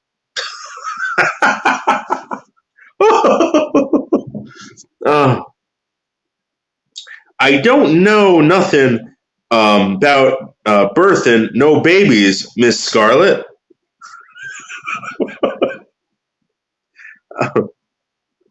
Dave, how are the children? Everyone's good. I'm getting another crate up here. I got this really large crate, and I'm gonna see if they enjoy staying in that crate together. Because they the past couple days, I think Wishbone enjoys that crate a little too much. So I've been finding Tino in there with him. So I'm thinking maybe they enjoy being together. So I'm gonna get a bigger crate so they can be in there. That's not a song, right? Okay. What do I know? Well, I think you know a little bit more than you're telling people. I think that you found something out that happened, and he knows that you know, and I think that you might have said something that really pissed him off, or confronted him in a way that really pissed him off, and he doesn't want anything to do with you or anyone who's involved with you, and therefore he thinks that you are constantly trolling him. All right, because here's the truth. Anybody who he doesn't like at this very moment, I've seen it happen with Tasha. I've seen it happen with multiple people. I'm not going to go down the list because I know there's some people that don't want me to mention their names with this guy. All right, it's gotten that bad. The moment that person he hates that person, you are responsible for everything wrong in his life. Tasha was laying in her van with pancreatitis. All right. This guy was demanding that she drive 3 hours to go help him with something. And when he couldn't do it, right? When Craig couldn't do it, it was all her fault. All her fault. He would call me up, fuck that bitch. She's a piece of shit. She fucked me over. Now I'm dealing with this. Blah blah blah. Then I would get phone calls. She's fucking bought her. I know it's her. That Tasha's fucking bought her. It goes on and on. All of a sudden, I was getting phone calls. Tell that fucking cunt Pete to leave me alone. Stay out of my fucking chat. She's a fucking bitch. If I lived anywhere near her, I'd fucking kill her. All because of, someone says one thing, criticizing that guy, you're in big trouble. So I hope you know that. I don't care. I support Whitty. Listen, I'm not trying to shame you for anything. I'm just saying you do care.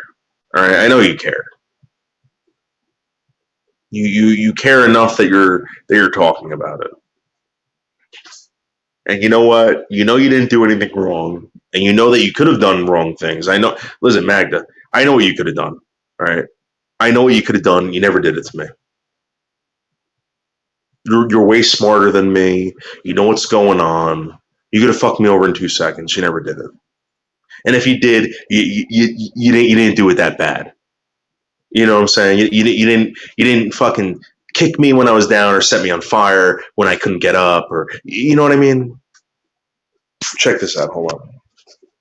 Oh, that was pure gas. It was silent.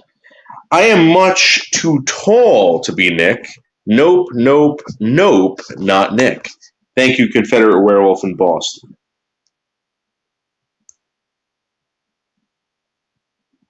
What the hell was that?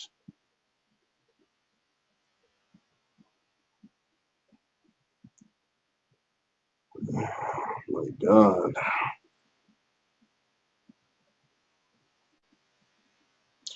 Nick should get a job as a server at a Waffle House.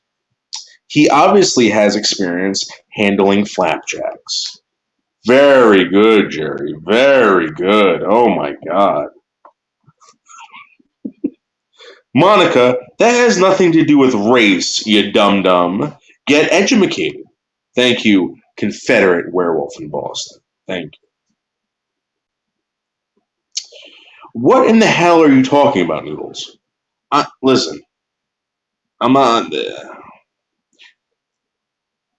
Listen, all right. Craig thinks because you talk to someone and that someone told you something that you're out to get him now. All right? Because you question a certain thing that he's been doing in his real life, right? Now you are fucked up and you're trying to fuck him over. All right? Now you know how the cops feel, Whitty. You didn't have to do anything wrong. You saw him doing something wrong. You questioned it. Sir, can I please get your driver's license and registration? For what? For what? God damn it. This is how this guy talks to cops.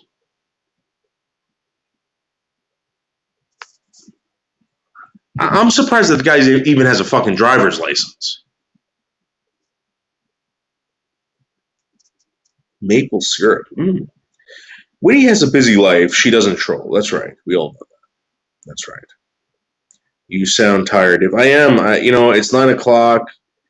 I got up early. I had to do this fucking boiler thing. Are we talking about Craig? Yeah. Oh, yeah, we're talking about Craig. I could eat more flapjacks than Paul Bunyan. Confederate Werewolf in Boston. No, Woody, he's talking about Craig. Yes, we're talking about Craig, guys. Craig. Oh, I troll until I feel bad about it. Then I stop and just lurk. Thank you, Monica. I troll with my own account. There you go, Charlotte. He does a little, He does a little, doesn't he, Shar? He just needs a B12 shot with Pete. Very seductive comment, Monica. Thank you. Meg. Good one, Confederate Werewolf in Boston. Amazing.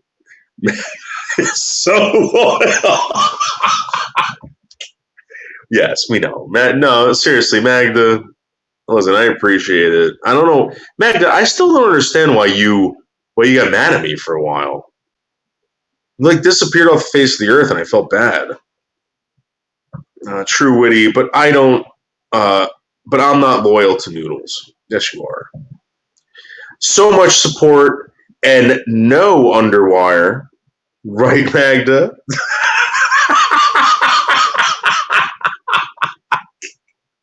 Oh my God. Confederate Werewolf in Boston has your number, Magda. Confederate Werewolf in Boston knows. What's an underwire, racist Confederate? Oh, underwear. Oh. No. I'm not racist, but an underwire is I'm a bra. Oh, yeah. Isn't there a. I don't know, whatever. All right. Come on. All right.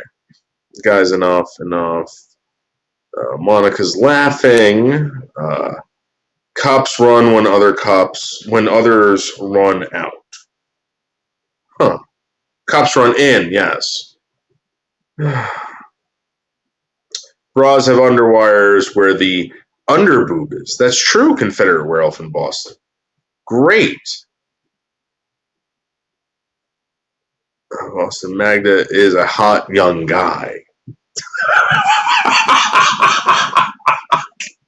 Woo! Witty. Apparently, she must be a male ginger.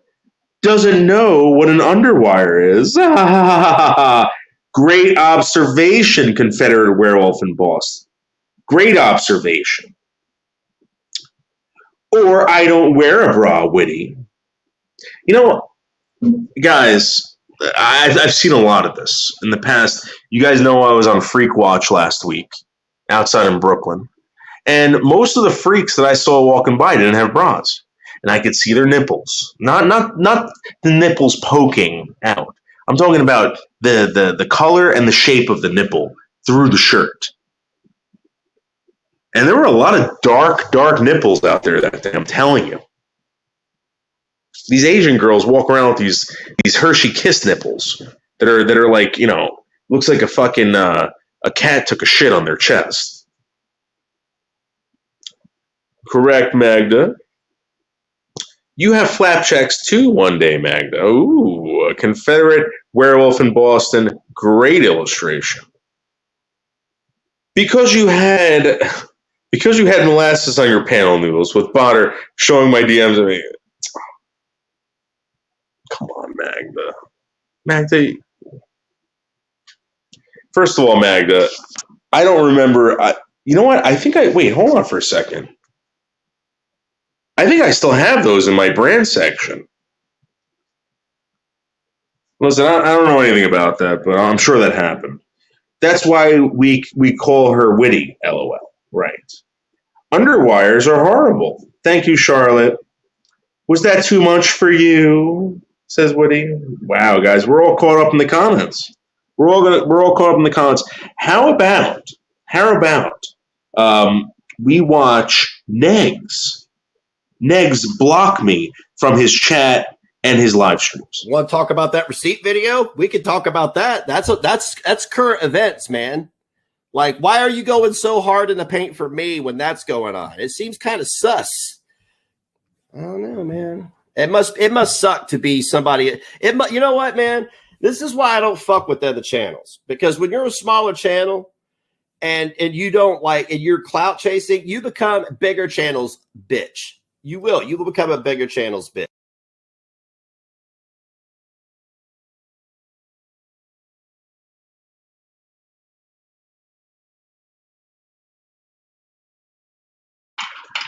He said that right after I came on panel, or I tried to get up, and I wish someone would record this. I wish I recorded it.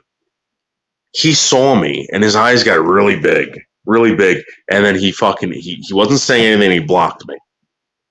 This is over a request that he had made for me to contact my cousin Whitty and get his phone number from her. He specifically told me to do that. And then he complained that Whitty doxed him. Whitty gave out his phone number to strangers. That's not what happened. That's not what happened. This guy's a fucking liar. This guy's a big liar. And not in a funny way. Not in a funny way at all. I'm funny. He's not.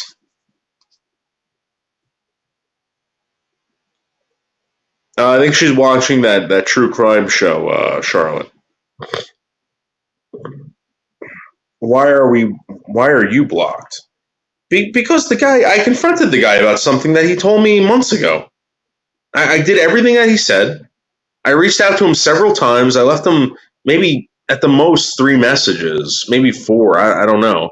But it was all like I was trying to help Bergs out at the time. I didn't know he didn't like Bergs. The guy's a fucking bitch. Most people don't want to wear wire anymore. To the back. Oh, really? There's a lot of chicks with saggy tits out there. A lot of them. Even these young girls I saw when I was on Freak Watch. I saw that. I was like, ooh. I mean, how hard is it to get a boob job? It's probably the same as getting a vasectomy. It's not that big of a deal. You ever notice that they always tell guys that? Oh, no, it's no big deal. We're just going to cut you open and then take these 2 tubes, right? And we're going to sew them shut. And then every guy that I've asked that's had a vasectomy, I'm like, how was it? They're like, oh, dude, it was nothing. It was nothing. You just got to make sure that you pounce them out for a few weeks because you still got some live ones in there.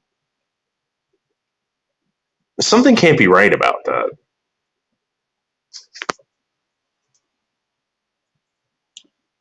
Magda wearing bras for me is awful. It's probably because you have big bazoombas, Charlotte. You must have these fucking torpedoes that are the size of fucking kegs. Who negs? Wasn't he an old boyfriend of Punky's? Really? Huh. Seems like this girl Punky gets around. Oh, yeah. And then all my fans called him. You know, he was doing this call-in show, right? Where he put his fucking number out on the and then he complained about the people that were calling in. Like, what a fucking bitch.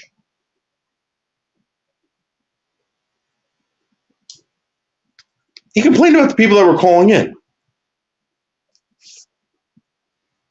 I called in like 20 times.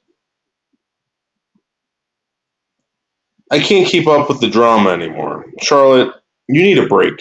Seriously, you need to call me, Charlotte. I think something, you got to, Charlotte, listen. I'll tell you something right now, Charlotte. I like you. I like teasing you. I know you like teasing me. If it gets too much, call me.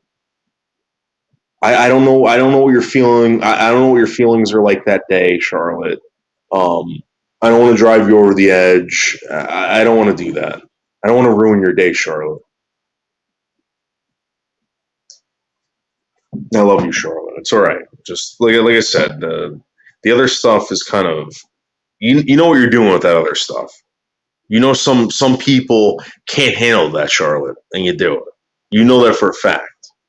If you told me, Charlotte, if you told me I can't handle it when you do that, it's not going to happen. All right? I promise you. What is Freak Watch? Well, Freak Watch is when I go out onto the streets of Brooklyn during my coffee break or my lunch break, and we watch the people exit or enter the subway. The subways in New York City and the boroughs are filled with freaks, and that part of Brooklyn, Dumbo section of Brooklyn, has become like the new Village. The Village used to be filled with freaks. Now it's filled with rich Jews, and that's what they're doing to Dumbo. Dumbo's. It seems like the rich Jews follow the freaks. You get the freaks in there first, then you get the rich Jews. The rich Jews always follow. I love The Girls Lifted. Wow. That sounds like a half-done vasectomy, though. Really? Listen, I'm not telling anyone what to do. I have a blind friend who got one, and the reason why he got one was because he was sexually active at the time, and he believed, hey, listen, this is the appropriate thing to do. I cannot raise a child. It wouldn't be good to get a woman pregnant. I mean, think about it. This guy was a very handsome guy. And this is what blew my mind. All right, he was extremely handsome. He's still extremely handsome, and he's in his 50s now. This guy looks like he's 32. In very good shape. He's blind. All right. When a woman sees this, they're like, "Oh my God, this guy can't judge me on my appearance. All I have to do is make sure that I'm a little tight. I'm wearing the right perfumes for him, and I have a very sexy voice. I can hold up a conversation." And most women love to talk.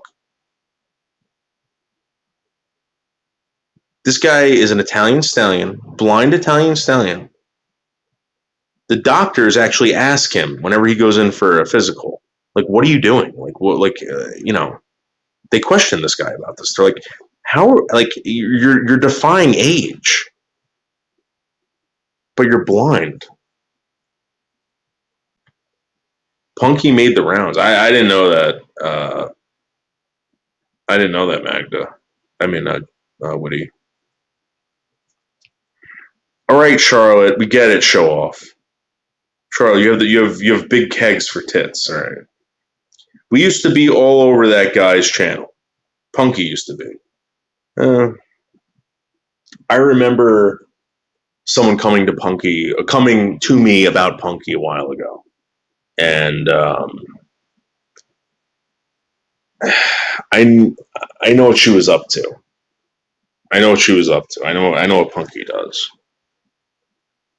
And I'm not gonna listen. I like Punky, all right.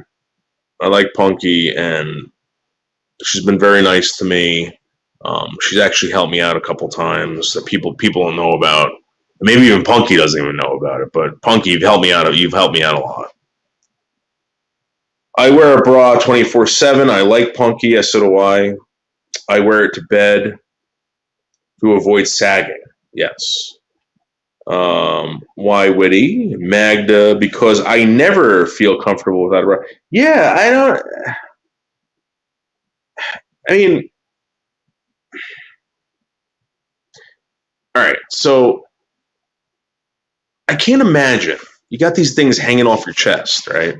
Now, I got these things hanging down from between my legs, and I want them as snug as possible. I do not want them flopping around, possibly getting caught on anything, snagged on anything. I want them fully protected.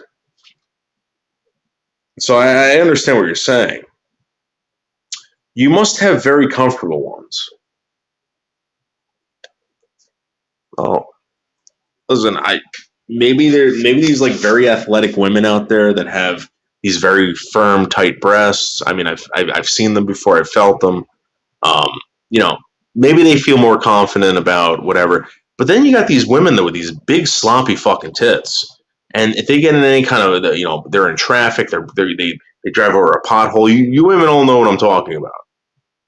So I used to drive around with this girl. I used to have this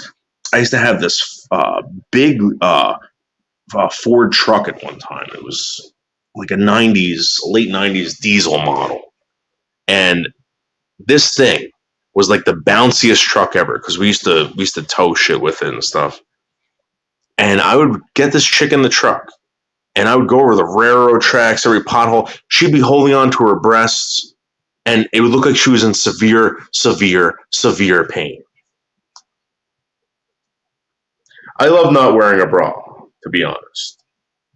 Well, I mean, it's natural, but I mean, you got to remember we live in the 21st century. There's a lot of sharp objects.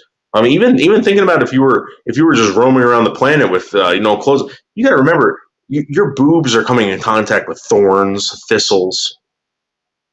I don't want my testicles or my penis coming into contact with thorns and thistles. I could take one in the side of the leg, maybe in the arm, possibly even in the face, but definitely not in the penis or testicles. And I can't imagine those big fucking keg-like tits that you have, Charlotte, aren't sensitive to the sharpest of objects like thistles or thorns. I wear a certain type of bra to bed. No underwear. No underwire. Like a sports bra, Woody, right? Listen, guys, there's sports bras out there. Go get some sports bras. Breasts look amazing in sports bras. In fact, if you girls have shitty tits, I'm going to be honest with you, and you don't want to show them to your boyfriend, or you think you don't feel sexy or whatever, wear a sports bra. Wear a sports bra and don't take it off. I'm fine with that. I'm absolutely fine with that. You don't want me seeing how floppy and flappy your breasts are? Put a sports bra on. Just give me the mouth. Give me the vagina. You know, I don't need to go. I don't need to fuck your tits. I'm not that type of guy anyway. I never, feet, tits. Dave, one day I'll call and surprise you. All right. Well, Charlotte, anytime you want, you're always welcome to. Again, I love you. I don't want to. I don't need to. I don't need to be driving around all day, being like, "Fuck! Like, what did I do to Charlotte?" All right. Because that day that you did that, Charlotte, really freaked me out. I felt bad. My boobs are too big not to wear a bra. There you go. There you go. They must be like kegs, Woody. Kegs. Andrew would be mauled if he lived here. Wow! Witty. Andrew's a handsome guy. He's very well put together, and you can tell he knows how to talk to people. Andrew's a catch. I think that he's Irish, though, Woody. I think he's some kind of Irish or something like that. Woody, I hate putting on boob jail. Wait. Woody, I hate putting on... That's what you call it, boob jail? Wow, Charlotte. Woody, I never complain about being mauled. Wow, Andrew. Put it away, Andrew. Oh, my God. That's because most of the men in the Boyd have severe dental... Oh, my God, Magda. You nailed it. You nailed it. Oh, my God. In fact, I was thinking the other day, I've been putting this thing off. I had to get a retreat on my one of my crowns. And I had them remove it, and they had to actually drain it. I had an infection, and they had to drill up in there and drain it, and then retreat it, and I have to get the cap put on. All right? I haven't gotten the cap put on yet. And I'm thinking to myself, I'm like, oh, because my teeth shifted. And I'm like, fuck. I used to have very tight teeth. Now I can actually fit dental floss in there. I used to have to use a water pick at one time. That's how tight my fucking teeth were. So now I can use dental floss. But it's still kind of tight, but I got to get that fixed. I don't want to end up like these people that you're talking about. You're right. Yeah, any kind of dental problem. I'm talking about gaps, anything like that. Take care of your teeth. It's 2021. There's no need to have a missing tooth. Charlotte, I don't even wear shorts. Nudity makes me uncomfortable. Nudity makes it. Yeah, Woody, I hate shorts. I fucking hate shorts. I mean,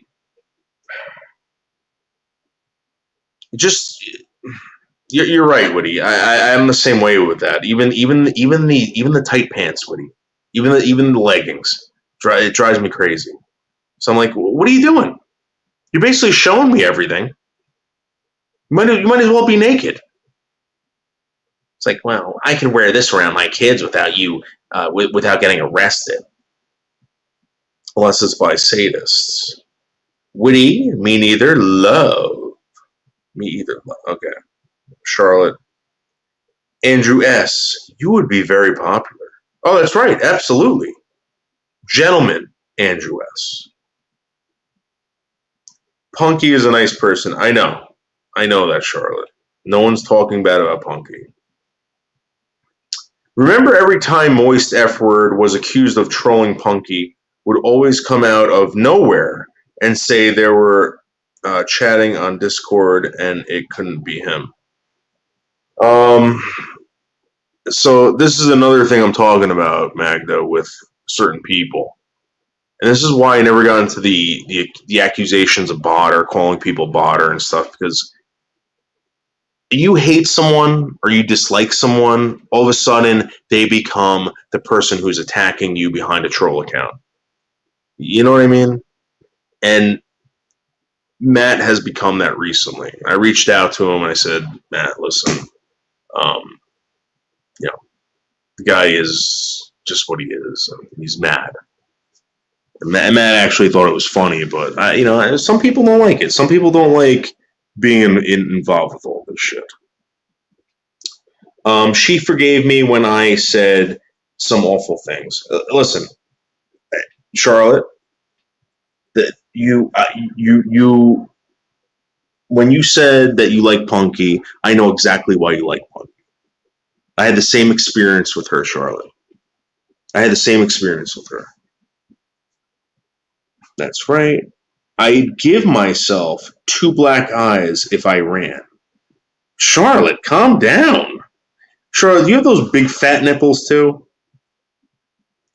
Been a few years since I've been over in the U.S. Last time I was there was 2016, Syracuse. Was it snowing? Every single time I think about Syracuse, I think of snow. So I think they have a really long winter up there. A really long winter. I always wear a bra if I'm going out. Of course you do, Charlotte, because you're an elegant woman.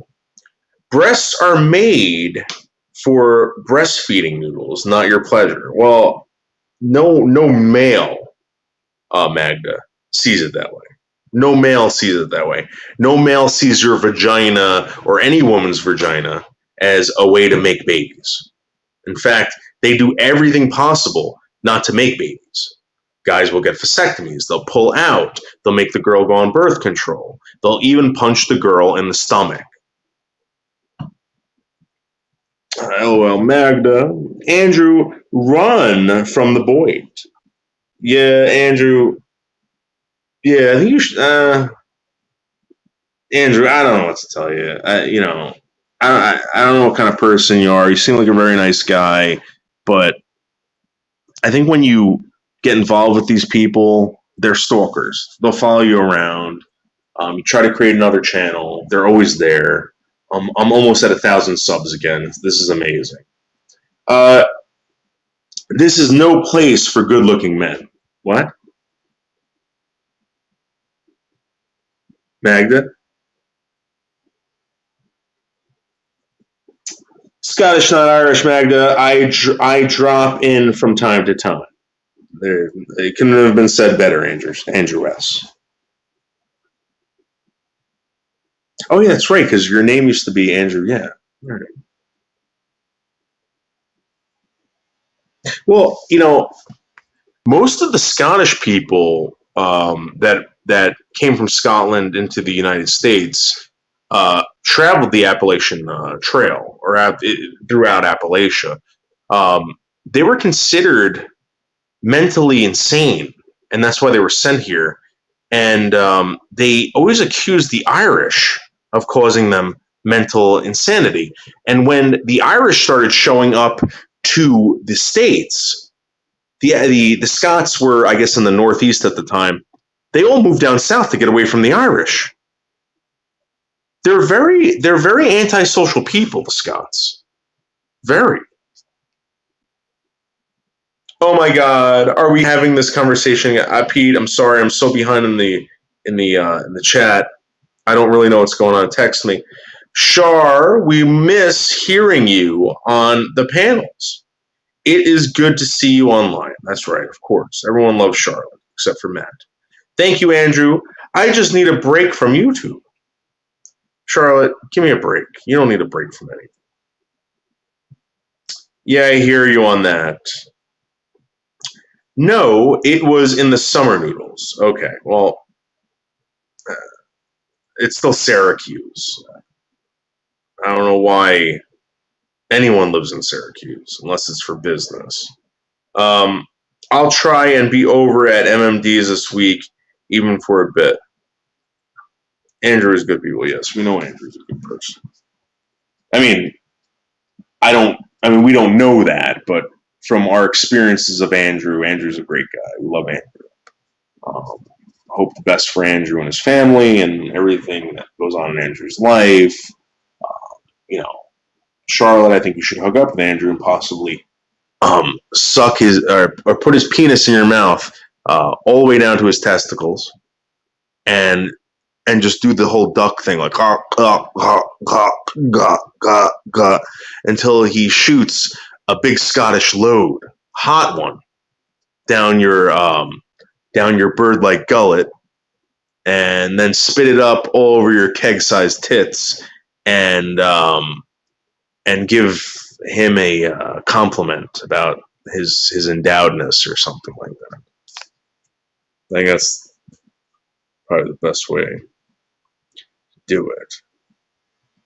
Where am I in the chat? It's good to take a break. I read 2 books. Huh.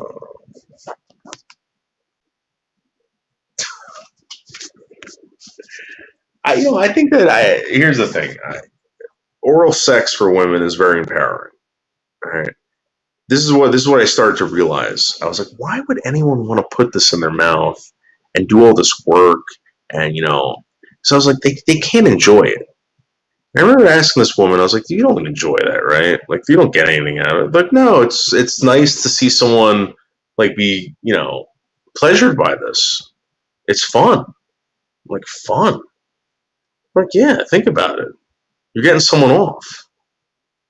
I'm like, yeah, I guess so, but I want to get off. Maybe it's the guy thing. I don't know. Guys just want to get off. They can give 2 shits if you get off. Especially if they're paying for it. Like most of us do. Oh, excellent.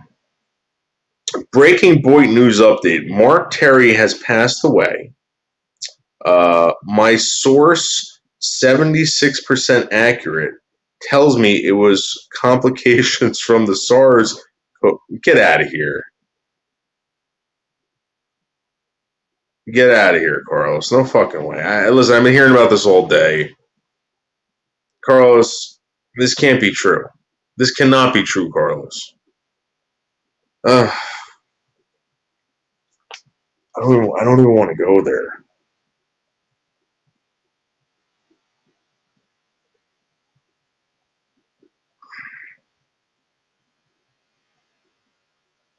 And now, guys, I've been grooming down there, and now like every touch is so silky smooth.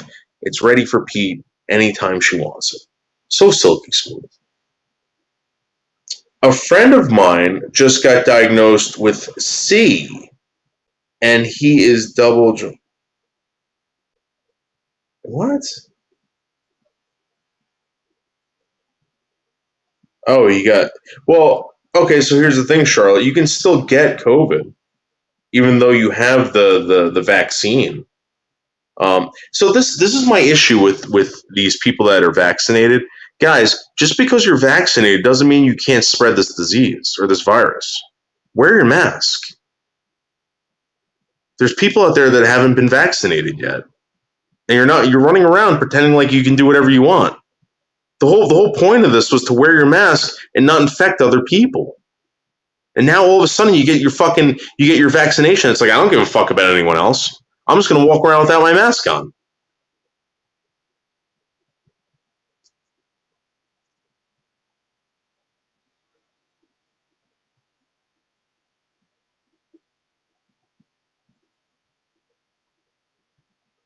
I don't know. Andrew. Around here they're starting to come back. Like my friend's wife works at an urgent care, and she said they got like 2 cases already. And I really believe it's because people are not wearing their masks again. I think that they're giving it to other people that haven't been vaccinated yet. And then don't tell me, well, fuck them, because that's not right. Friends of my son in intensive. Oh my god, fuck.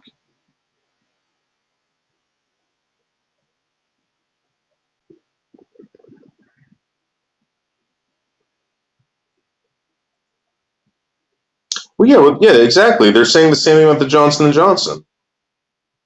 It's not that it's no good. It's just that they don't know anything yet. I'm telling you. I'm not either, Charlotte. I gotta get vaccinated. So the whole point of getting vaccinated, I guess, is so that when you do come in contact with it, you won't get the same you won't get these terrible side effects from it. But you could still get it and fucking go about your day and give it to someone else. And just because you're vaccinated doesn't mean that you're not going to have a bad response to it, the virus. Michelle K never got vaccinated. She was worried about getting feet. What? Listen, Michelle K's fucking. Come on. Don't ever talk about Michelle K in any kind of rational thinking whatsoever. You know what I mean? She's running around screaming that I'm calling her a cat killer, and she's basically telling everyone it's like Noodles is saying that I'm killing my kids. No, I'm not. No one believes you're killing cats, Michelle. You fucking lunatic. My son is due to having a autoimmune. What?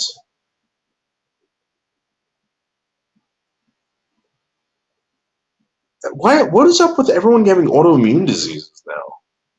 I'm not saying it doesn't exist, but it's very bizarre.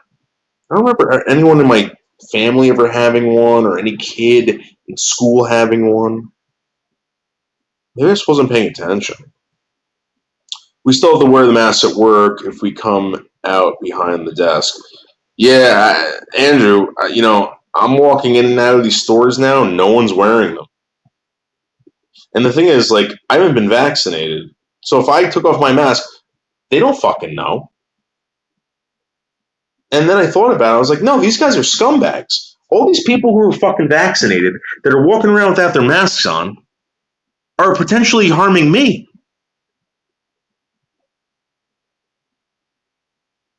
And they know it. They know it. They know that not everyone has been vaccinated. And they're walking around with their fucking masks off. Look what happened with those Democrats that went to Texas. They all came back with fucking COVID. All of them.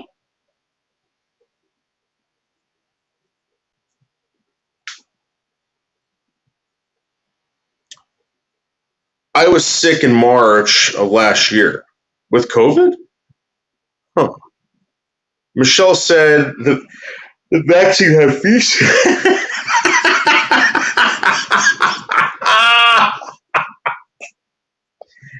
There you go, Magda. Thank you, Magda, for pointing that out. Thank you so much. Yeah, I think it's too early to ditch masks, Shar. It's still early, I think. Yeah, I mean, no one knows. Everyone's jumping the gun on this. Everybody. And I'm going to be honest with you. Can you imagine if this happened when Trump was president? They'd be blaming all this COVID coming back because of him. He wanted to do this a while ago. And you guys were like, no, no, no, no, no. It's too soon. Now Biden's president. Everyone's like, oh no, yeah, everyone can remove their masks. We're gonna trust this guy, who you're gonna find out very soon has a mental disorder, and they're gonna want to remove him from the presidency. Watch. That wasn't a joke. These people were right about that.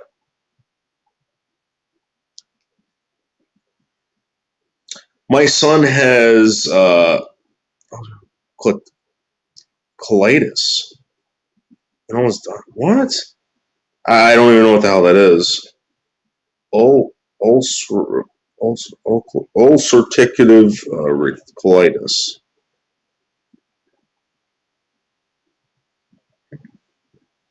Read Andrew, I still wear mine. Very frightening. Yeah, I know, but like Magda, this is what I'm saying. Like these people that hated this guy so much are now going to blindly follow, other people because it's just picking and choosing again. Just picking and choosing it. Dude, this is too soon. This is way too soon. Thanks. It was horrible to watch him. Looked up at all these. Oh God. Sorry, Charlotte. If we're bad and the vaccine was, I don't think he said it was fake. I think he called it the Kung Flu or the whatever. He was the first president to do the travel ban because of a virus. I don't know. There was the swine flu at the time Obama was president. He didn't restrict any planes coming in and out. We're just lucky we didn't have to deal with it.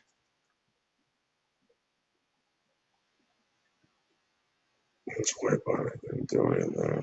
I don't know about that. Listen, I know you hate the guy Magda, but like when you start picking and choosing like that because you hate someone, that's just as bad as Craig blaming Tasha for being fucking bought her because she hates him.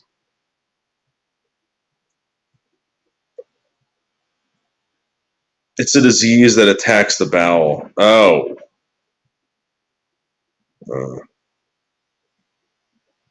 Oh. So what is it like just bad bacteria or something? I don't know. Yeah, I have a friend that ended up getting is it Crohn's? He got some kind of weird stomach issue where you can't eat grain or whatever, and it was weird. He told me the doctor asked him when he went to the doctor about this. He goes, "Did you just quit smoking?" And he had just quit smoking that year. And the doctor's like, it's strange because a lot of people that quit smoking end up getting this this I don't know if it's a disease or whatever, but maybe they always had it, and because people are not smoking anymore, that's why they're getting more of it. I don't know. We go through the global shutdown with the swine flu. I don't know. That's what I'm saying. Like, why didn't that happen? We're very lucky that we didn't nothing like that happened here. I mean, if you're a president, I mean, from now on, if something like that happens, there's going to be an immediate global shutdown of travel. They're not going to let this happen again. 600,000 people passed away from this. I mean, in the United States, right? I think the first, it wasn't even a year yet in the United States, and more people died from this than they did in World War II in less time. And to be honest with you, right, I don't think they want you to know whose fault it was. I don't think they want you to know that, because think about those numbers. That's a lot of fucking people.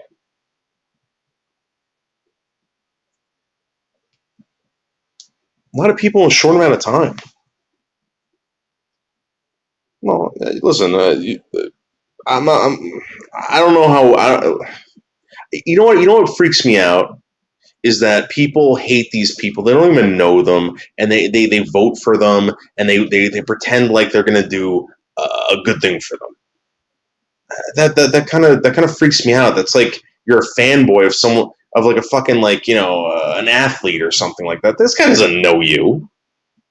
You know what I'm saying? Like, it's just, I don't know. It's just bizarre stuff. Yeah, Crohn's. Yeah, I think that's what he has. Well, my friend anyway. What is this? A support group? Sorry, homeless. Celiac disease, right. There you go. Thank you, Magda. Thank you. Right, you nailed it on the head. It's similar to that. And he was telling me, we were in the, I was driving him. He's like, dude, he goes, so I've been having like really bad gas. Like, what do you mean? He goes, to the point where like I can't take it. It's like bad. And he was like embarrassed. And like as a guy, the worse the fart, the funnier it is. And he goes, dude, these aren't even like funny. Something's wrong. Like I feel like I'm dying from the inside. It smells that bad. And he said he was having horrible bowel movements. And it was just like, dude, there's something wrong. Like, I mean, when your shit smells that bad that you're willing to fucking go to a doctor, you know? But anyway, yeah, it was celiac disease, and he had just quit smoking, and the doctor asked him, "Did you quit smoking?" Because they're finding a link with people who are quitting in their 30s or 40s, coming down with this disease like overnight, and they don't know why.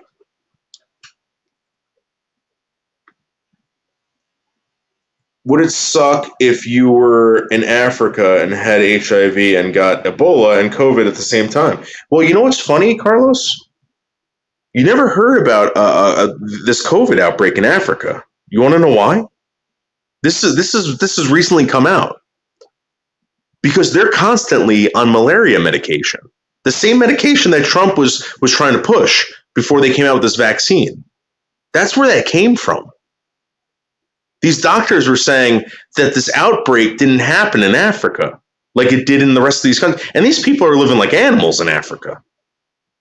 50% of South Africa is living under the poverty line. And there wasn't an outbreak like it was in other countries.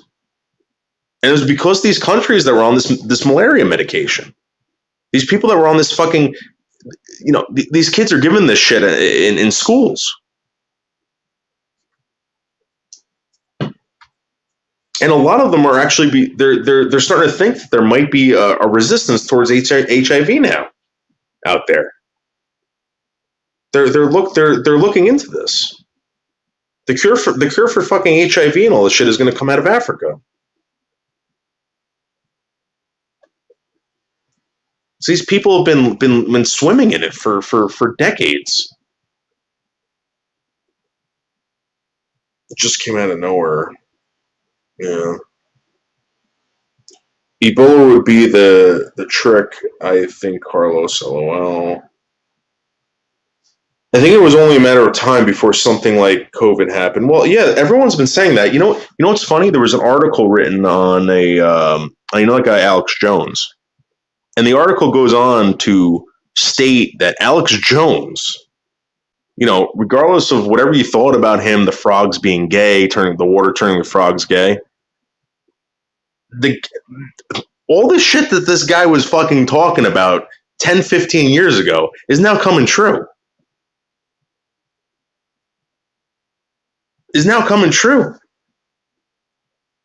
But we all said, oh, Alex Jones is fucking crazy. You remember all those people that were talking about, you know, the government spying on you through your TVs and stuff like that?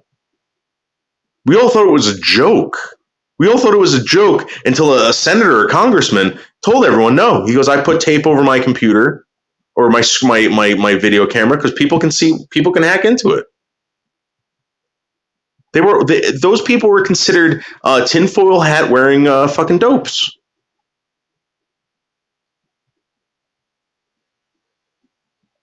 Oh my God. Really, Monica? That's crazy.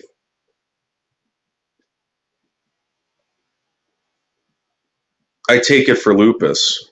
What do you take, Witty? The lupus is not, you know, nothing. I have a friend who has it, and I think they finally got pregnant, but like they were having issues because of her lupus and the medication, and that really, that really does a number on people. And, anyone that I find out that has that, because she went through a lot. She was a young girl, too. She went through a lot. That's, it's a hard thing. It's a constant battle, at least for her. 1 in 7 Americans are poverty too. Yeah, but we're talking about half of South Africa, half. Let's see. I remember it turns out those tinfoil caps weren't so wrong. That's right. That's right. Oh, yeah, that's I am not even trying to pronounce it. That was the shit that he wanted everyone to take. No. Listen, I don't even know. At the time, I remember being like, wait a sec. I remember I was at the IBM building right next to Trump Tower in Midtown Manhattan when they shut down the city. I was all the way at the top. I remember I sent a picture to Pickerick that day, and New York City, Midtown Manhattan was empty. There was no one on the streets. There were no trucks out. There were no cars. There was nothing. I'm like, Rick, you gotta realize that this is Midtown Manhattan. There is no one out. And then some guy came upstairs and he goes, hey, at 12 o'clock, he goes, we're out of here. He goes, they're shutting down everything, even essential workers out. We're not essential workers anymore. It's just the medical field. That's it. And those motherfuckers that I worked for, this was at the time, it was United Technologies, they still wanted us on the site. I remember having to complain to the project manager saying, hey, listen, dude, the governor just said that all of this is not essential. Now, who do I listen to? And he goes, well, you can do whatever you want, but, that doesn't mean that, the company's going to support it. You don't have to be here. This was during, these motherfuckers did this shit. They exposed us to all this fucking, I'm surprised there wasn't any lawsuits. There wasn't any fucking lawsuits.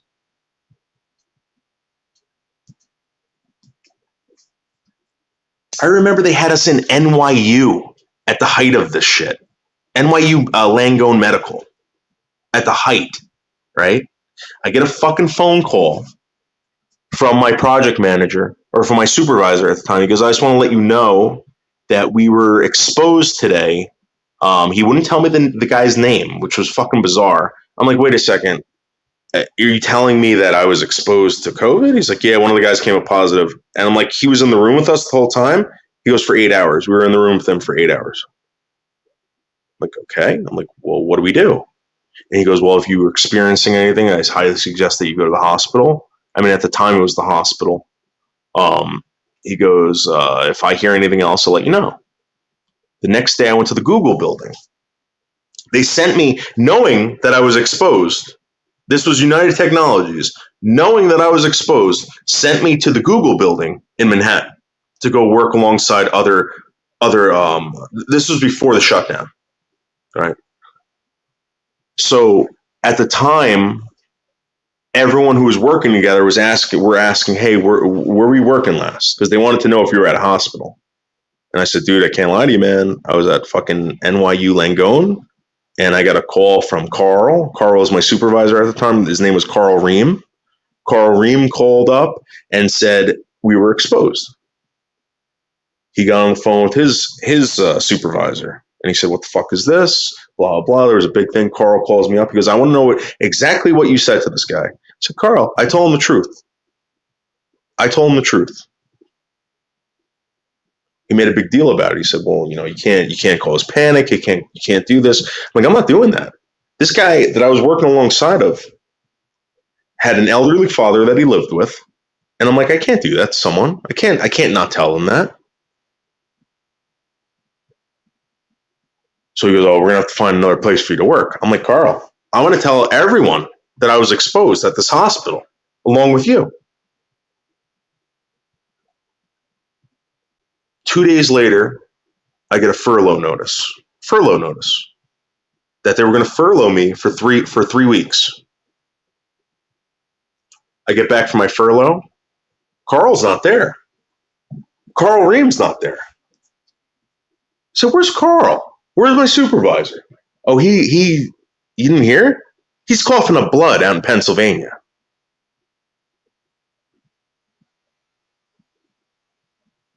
Motherfucker.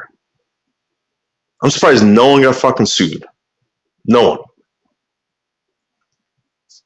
United Technologies, you can go suck a dick. You put people at risk. Automated Logic did as well. The company I was working for. You guys did, you guys exposed a lot of us to the dangers of COVID. You exposed yourselves. And at the end of all this, they let go. I forgot how many fucking people they let go over there. Because they were scared that they didn't know when this was going to end.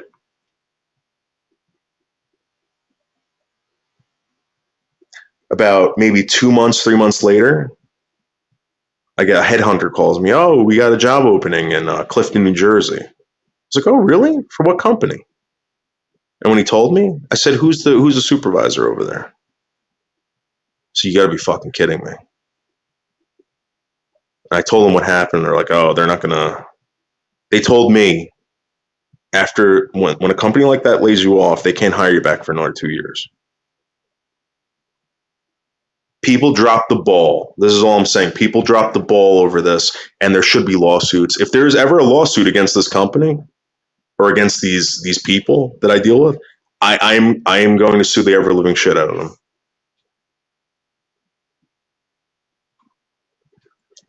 And I'm letting you know this right now because I was on furlough, and at the time, all right, this company, this conglomerate gave us a piece of paper stating that we were okay to get the COVID relief. The state came after me for $10,000. $10,000.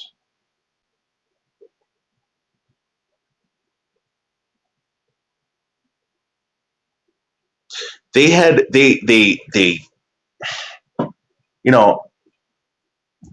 I have been affected by this financially for the past year because of this company and the way they fucked up. I'm on a payment plan now to pay back the state. I don't even know if the federal government's coming after me for this. And I'm not the only one. Wingstar, same thing happened to Wingstar. She got a letter in the mail for $10,000 too from the state. I called up at the time. I called up United Technologies, talked to Human Resource, and I said, "Listen, state's coming after me for $10,000 because they're saying that I shouldn't have been getting any of this, and you guys told me to fucking apply for it. $10,000. I had been out of work for I think like 3 months. They want $10,000. Like, how much money did they give me?"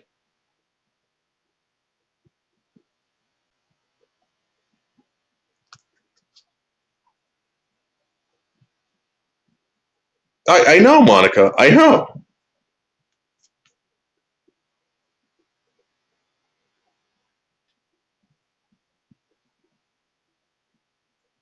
And they're pretending. They're pretending to tell you, at the end of the day, the paper that I got was not from any government organization. It wasn't from fucking, any CDC or, you know what I mean? It was from fucking United Technologies. Who the fuck are they?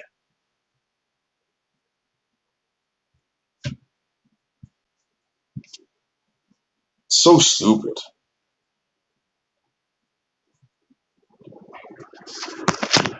And they go, "Oh, don't worry, we'll give you your severance. You still get to keep your severance." I said, "What about all this, what about all the COVID time that we were supposed to get? Because they had offered us 3 weeks of COVID time, paid COVID time." And they go, "That's only for employees." And you know they tax the ever-living shit out of you on your severance. The ever-living shit. I remember when I got the check, I called them up and I said, what is this? This is a joke? They said, how much did you get? I told them. And they said, oh, no, that's one check. We're going to be sending you 3. I said, why would you send me 3? Because it benefits you tax-wise? What? I'm getting screwed. This is how what people at the bottom line, people don't give a fuck. They try to make money off this. And again, I was very lucky. I was very lucky to get back in the industry. All right. I was very lucky to get picked up, especially during all this shit. I'll tell you something right now. People who are complaining about not finding work at Home Depot, McDonald's, all these fucking places are doing fine. There's plenty of work out there. In fact, I know a lot of people are working from home now. No one even has to go to fucking work anymore. And the future of this, all right, check this out, because I've heard it coming down, because I work in an industry that serves existing space. And what existing space is if you have a tenant, there's an existing space, and that tenant wants to provide certain things for that existing space. They pay for that. Now they're saying, you know what? Forget the existing space. We're going to tell these people to stay home. We don't have to pay for a room for them to come in anymore, to plug their computers in, to do business. We can all do it from home. Okay. If I'm doing this from home, who's paying for my electric? Who's paying for my heating? Who's paying for my air conditioning? There has to be some kind of incentive. The next thing is your house is going to become an incorporation, and you're going to get incentives to work from it. Watch. They're going to have to start paying you to work from home. Not only do that, but they're going to have to start paying for electric. They're going to have to start paying for water. All this shit that they have to supply you to go to work. Watch.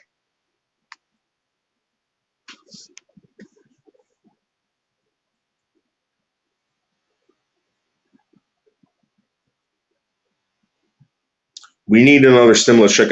You know what, Carlos? They should never. People, instead of the stimulus check, I mean, I know some people need it. There should have been a lot of stuff that was forgiven, and the reason why they're pushing the stimulus check is because they're going to come after the money somehow later, and they're not going to forgive shit. Someone's going to eventually have to pay for this. I mean, this has changed the world more than you know, and it hasn't even happened yet. Online sales are going to be number one. These delivering services are going to be number one. No one's going to want to leave their house. No one's going to have interaction with people. I'm telling you.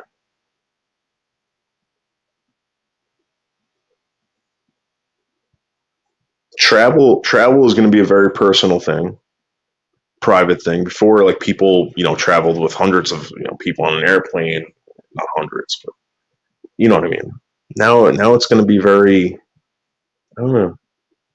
And this might be a good reason to leave the planet.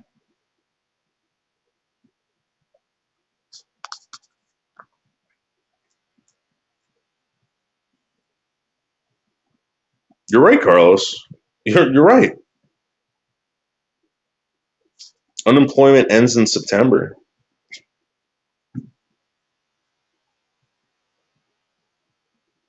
I want to know, all these people, all right, that haven't been able to pay their rent for the past year because they've been unemployed.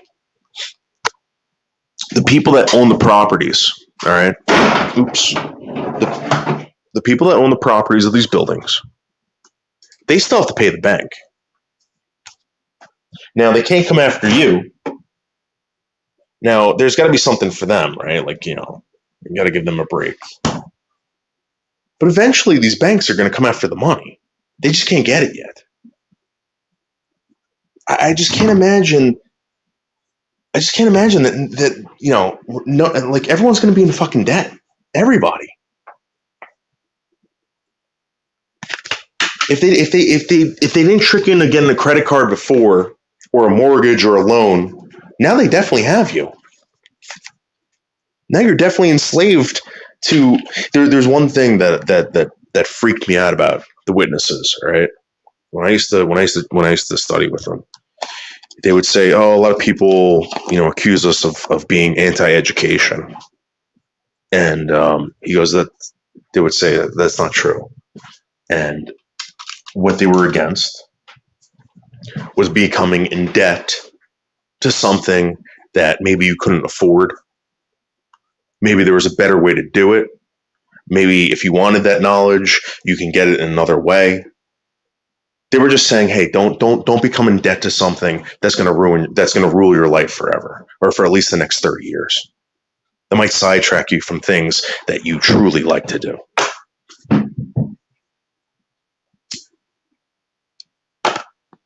And now,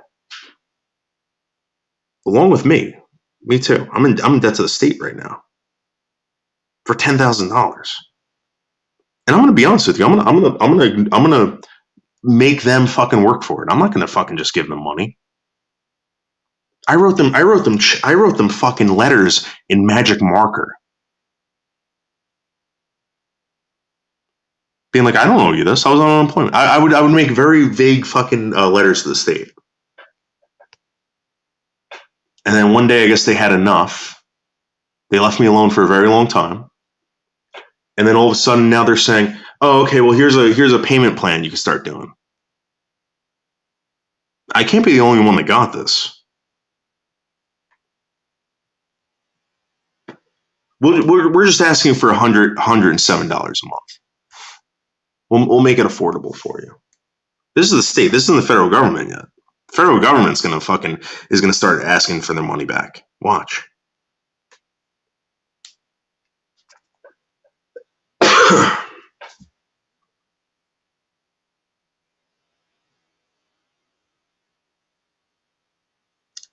Yeah, but tree life. Not everyone can keep their. You know what? Much fucking off time I had. I guess this year and last year. I think seriously, like I had like 3 months off. They had to pay me for 3 months of not working.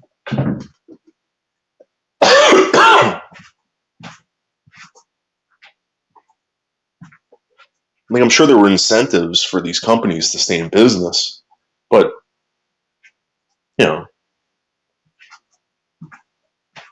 they're just going to have to figure out a new way to do it.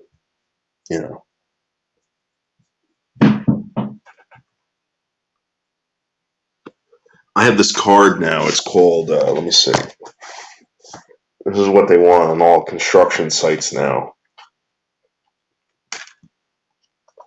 Let's see what it's called.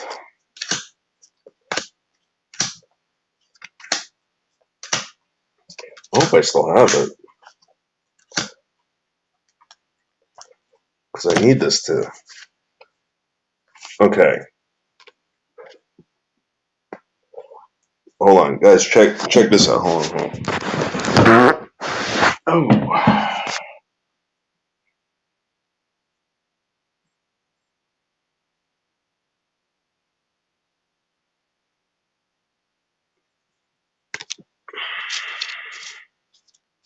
So they would have these cards, right? These OSHA cards.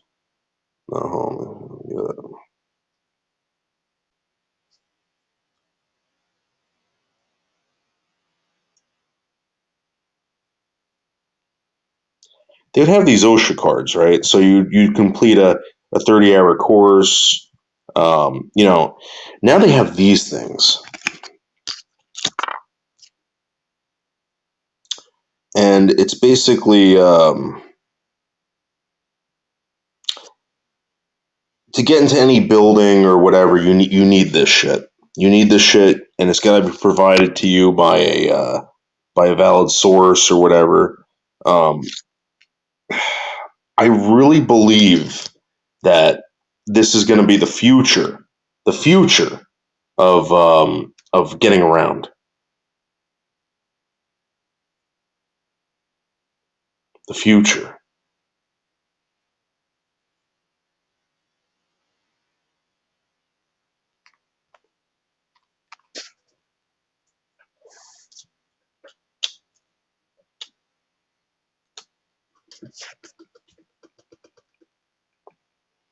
Can you imagine seeing Rosie's cooch?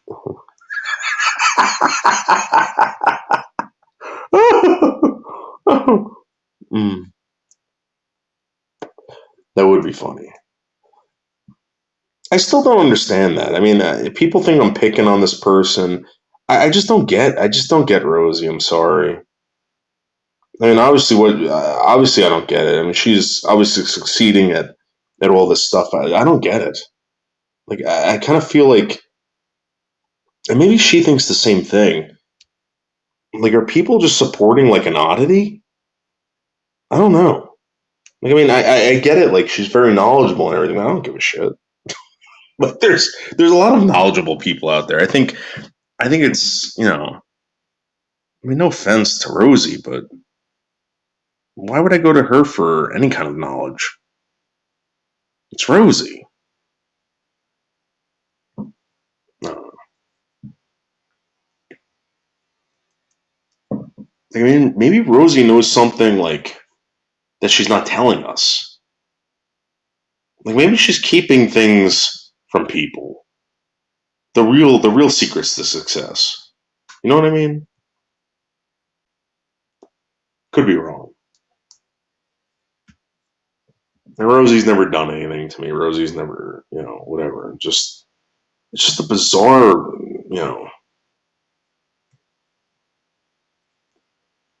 Like I feel like I feel more comfortable around White Tupac than I do Rosie.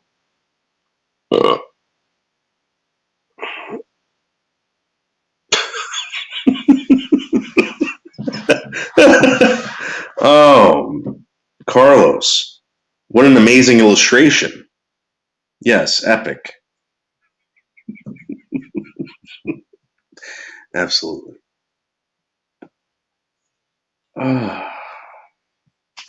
Well, guys, it is 10:30.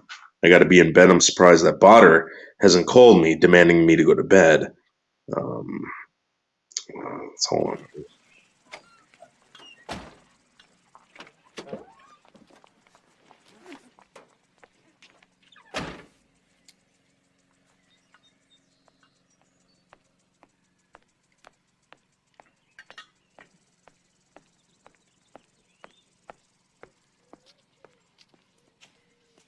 Fucko, you want something? Huh? Oh, hey, baby! What are you doing? I swear my fucking mother, if you touch her again, you're dead! Don't shoot!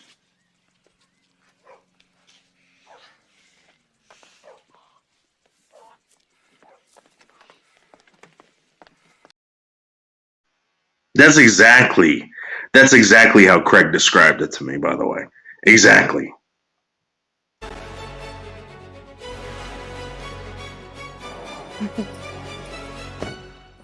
What up, baby girl? You really gonna call her dad? Yeah. In the Passaic County Sheriff's Department. I've been here approximately 15 and a half years. I'm assigned mostly to Patterson. It's a really great city to work for. Everybody backs each other up. This city is one of the largest in Passaic County, and keeps you on your toes here. Really a good place to be. That gentleman right there just went back to pick up his stash. It's in his hands right now. I'm gonna sneak up on him and get it out. Put your hands on the thing right now. You better stop.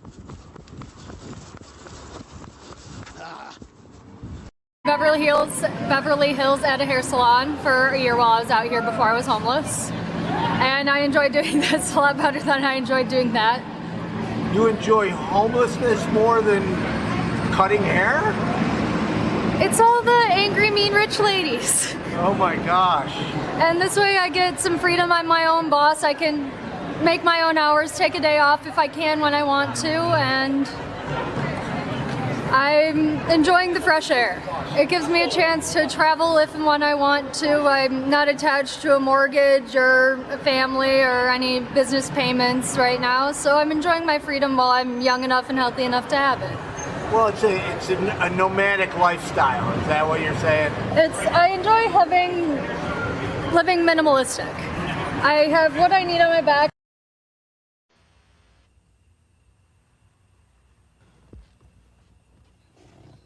Hey, babe, what do you want me to say? Tell me that you love me. Well, you know I love you, but... Well, then just say it. Well, let's just do it. Say it. Well, it's just that you stink.